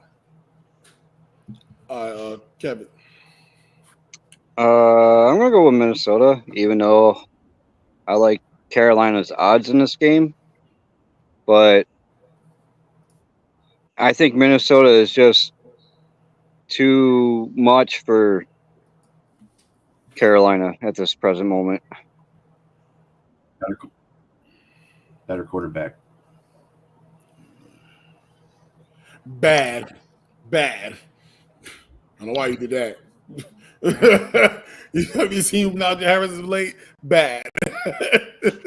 Moving on. Pittsburgh at Houston. I'm gonna roll Pittsburgh in this one, and I'm going to rely on my defense in this one to do this to get this done. Because it ain't gonna be my offense. I feel like I'm gonna be doing that every single year, to be honest with you. I tell some always do better. They did a little bit okay Monday night, but it still wasn't enough. Bad. I like that play. I do not. But I mean, I think be sure to go ahead. I don't know, against Houston, he might get over 58.5 yards. Come on now. We'll see. Ain't hard to do. About that. Let's see. Pittsburgh's offense has looked like they're waking up a little bit. I think Canada is realizing that he's gonna be thrown out the door if he doesn't get something going pretty good. So I guess he's giving more leeway to Kevin Pickens and Pickett and the rest of the offense. So yeah, I'm definitely taking Pittsburgh over Houston. I mean, that's a no-brainer. I won't be remiss that we do like to play down the competition. So I hope we don't do that this game, but we got a habit of doing that. The teams we should be beating and blowing out, we either struggle with them or barely beat them or lose. So hopefully that's not the case here. You got TJ Watt. That's why. He's defensive player of the year. All right, Monkey. Yep, exactly. I'm gonna go with Pittsburgh on this one. I'm hoping they win. It's Houston. I mean, come on. You guys are in some serious shit if you can't beat Houston, man. All right, Robbie. No, they got Steven Nelson as their number 2 cornerback, so they better go right after him and drop 30 on this Houston defense. He's still playing? Yeah, he's their number 2 cornerback. Yeah. Oh, I did not know that. Now, when you got him, when you're playing against Steven Nelson, you better be able to throw the ball on him. Yeah, I agree. You can't throw the ball on him, then you don't deserve. He's their number 2 corner, but you know where he was during the preseason? He was on the Lions, and we got. You have to give us a first down. Houston got him as theirs. You have to. Oh, I did not know that. I did not know that. I know that's right. Yeah, he played for the Lions for a minute. I got the Steelers winning this. All right, y'all. We got the Las Vegas Raiders at the Los Angeles Chargers. I'm gonna go with the Chargers in this one. Be sure. Woo! Las Vegas is starting a new quarterback. Granted, But the Chargers got a lot of players missing on their team right now. It's iffy if Eckler's going to start. Only person that we know is going to start for sure is Keenan Allen. Mike Williams is out. One of their offensive linemen is out too. I wouldn't put it past Las Vegas to sneak this one out of here. But I'm gonna go with the Chargers because I like Justin Herbert. He better put up some damn points for me today. Better do it, Herbert. But yeah, got him. Herbert. Chargers. Go. If it was they in Vegas, I might take the Raiders at this current juncture in the season, but I'm going to go with the Chargers. I know Mike Williams is out, but Palmer did an exceptional job last year, so I think he'll be just fine because I had him on my fantasy league last year, my fantasy team, and he did me some solid favors when Allen was injured. All right, and Robbie. No Jimmy G. I'm going with the Chargers. All right, then we got New England and Dallas. I'm gonna go with Dallas for this one. I think this is what Zeke Elliott's return home since he was traded there or released from there and picked up by New England eventually. So I'm gonna go with Dallas to win. I think Dallas goes in, and because of their defense, I think they'll do it. Be sure. Yeah, this is at home in Dallas. This if Dallas drops the ball on this, boy, I'm gonna really have a lot of things to say about them. But they should beat New England. This shouldn't be a problem. They're at home. All right, Kevin. Cowboys should win, but on Twitter and all over social media, you got Cowboys fans crying because Elliott and some other guy, Greer, I think, was on the Dallas squad last year, and they're now on the Patriots squad, and they're afraid that they know all their hand signals and shit. So they're now if they do lose, if they lose, I'm telling you right now, that's going to be their fucking excuse. Oh Lordy! All right, Robbie. Cowboys better win this game. All right, then we got Arizona at the 49ers. I think it's going to be another blowout game. I got the 49ers blowing them out. Josh Dobbs did great against Dallas, but this is a ball game, but this is a different team, a different animal. So I got the 49ers in this game. Be sure. Yeah, I got San Francisco in this one. In fact, I picked them to be the highest scoring team this week. They should put it on Arizona. They're not going to do like Dallas did, especially after Dallas did what they did. They're going to be like, oh, no, we're not going to give off-put Arizona. We're going to dog them. So yeah, I got San Francisco by a bunch. Monkey. Oh, I'm taking the Niners. If Arizona wins, dude, that's going to be interesting next week on the podcast. But I'm taking the Niners. I know, Robbie. You got to go with the safe pick here. I'm going with the Niners. All right, then we move right into Sunday Night Football. We got the Kansas City Chiefs at the New York Jets. I got Kansas City winning this game. Excuse me. Be sure. Yeah, I see Kansas City gonna, win this one by a big margin as well. I think the Jets are just devastated right now. They don't have a good quarterback. Their defense is playing sloppy. So yeah. All right, Monkey. Yeah, we're gonna go with the Chiefs on this one. It's the Chiefs, bro. It's the Chiefs. All right, Robbie. This is going to be a slaughter. This is going to be a slaughter. I'm going with the Chiefs by a big margin. All right, then we move into the Monday night game. We got Seattle at the Giants. I'm going to go with Seattle on this one. Seattle goes and take care of business. Be sure. Yeah, as much as I hate Seattle right now, I'm taking Seattle. All right, Monkey. Seattle. All right, then Robbie. Sea chickens. All right, and that does conclude all of our picking.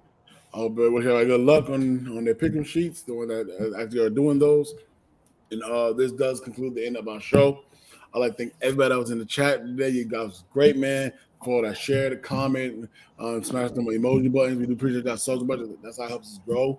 as a podcast, man. We thank y'all so much. We cannot do this without you guys. So we do appreciate you guys. Be sure to any final words you want to say? For all y'all that were paying any attention or just not looking at the game, Jacksonville did win the game 23-7. Okay. Monkey, you got anything you want to say?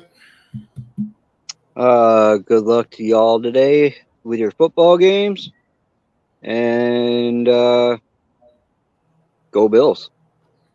All right, Robbie. I just want to watch some football and go Bills.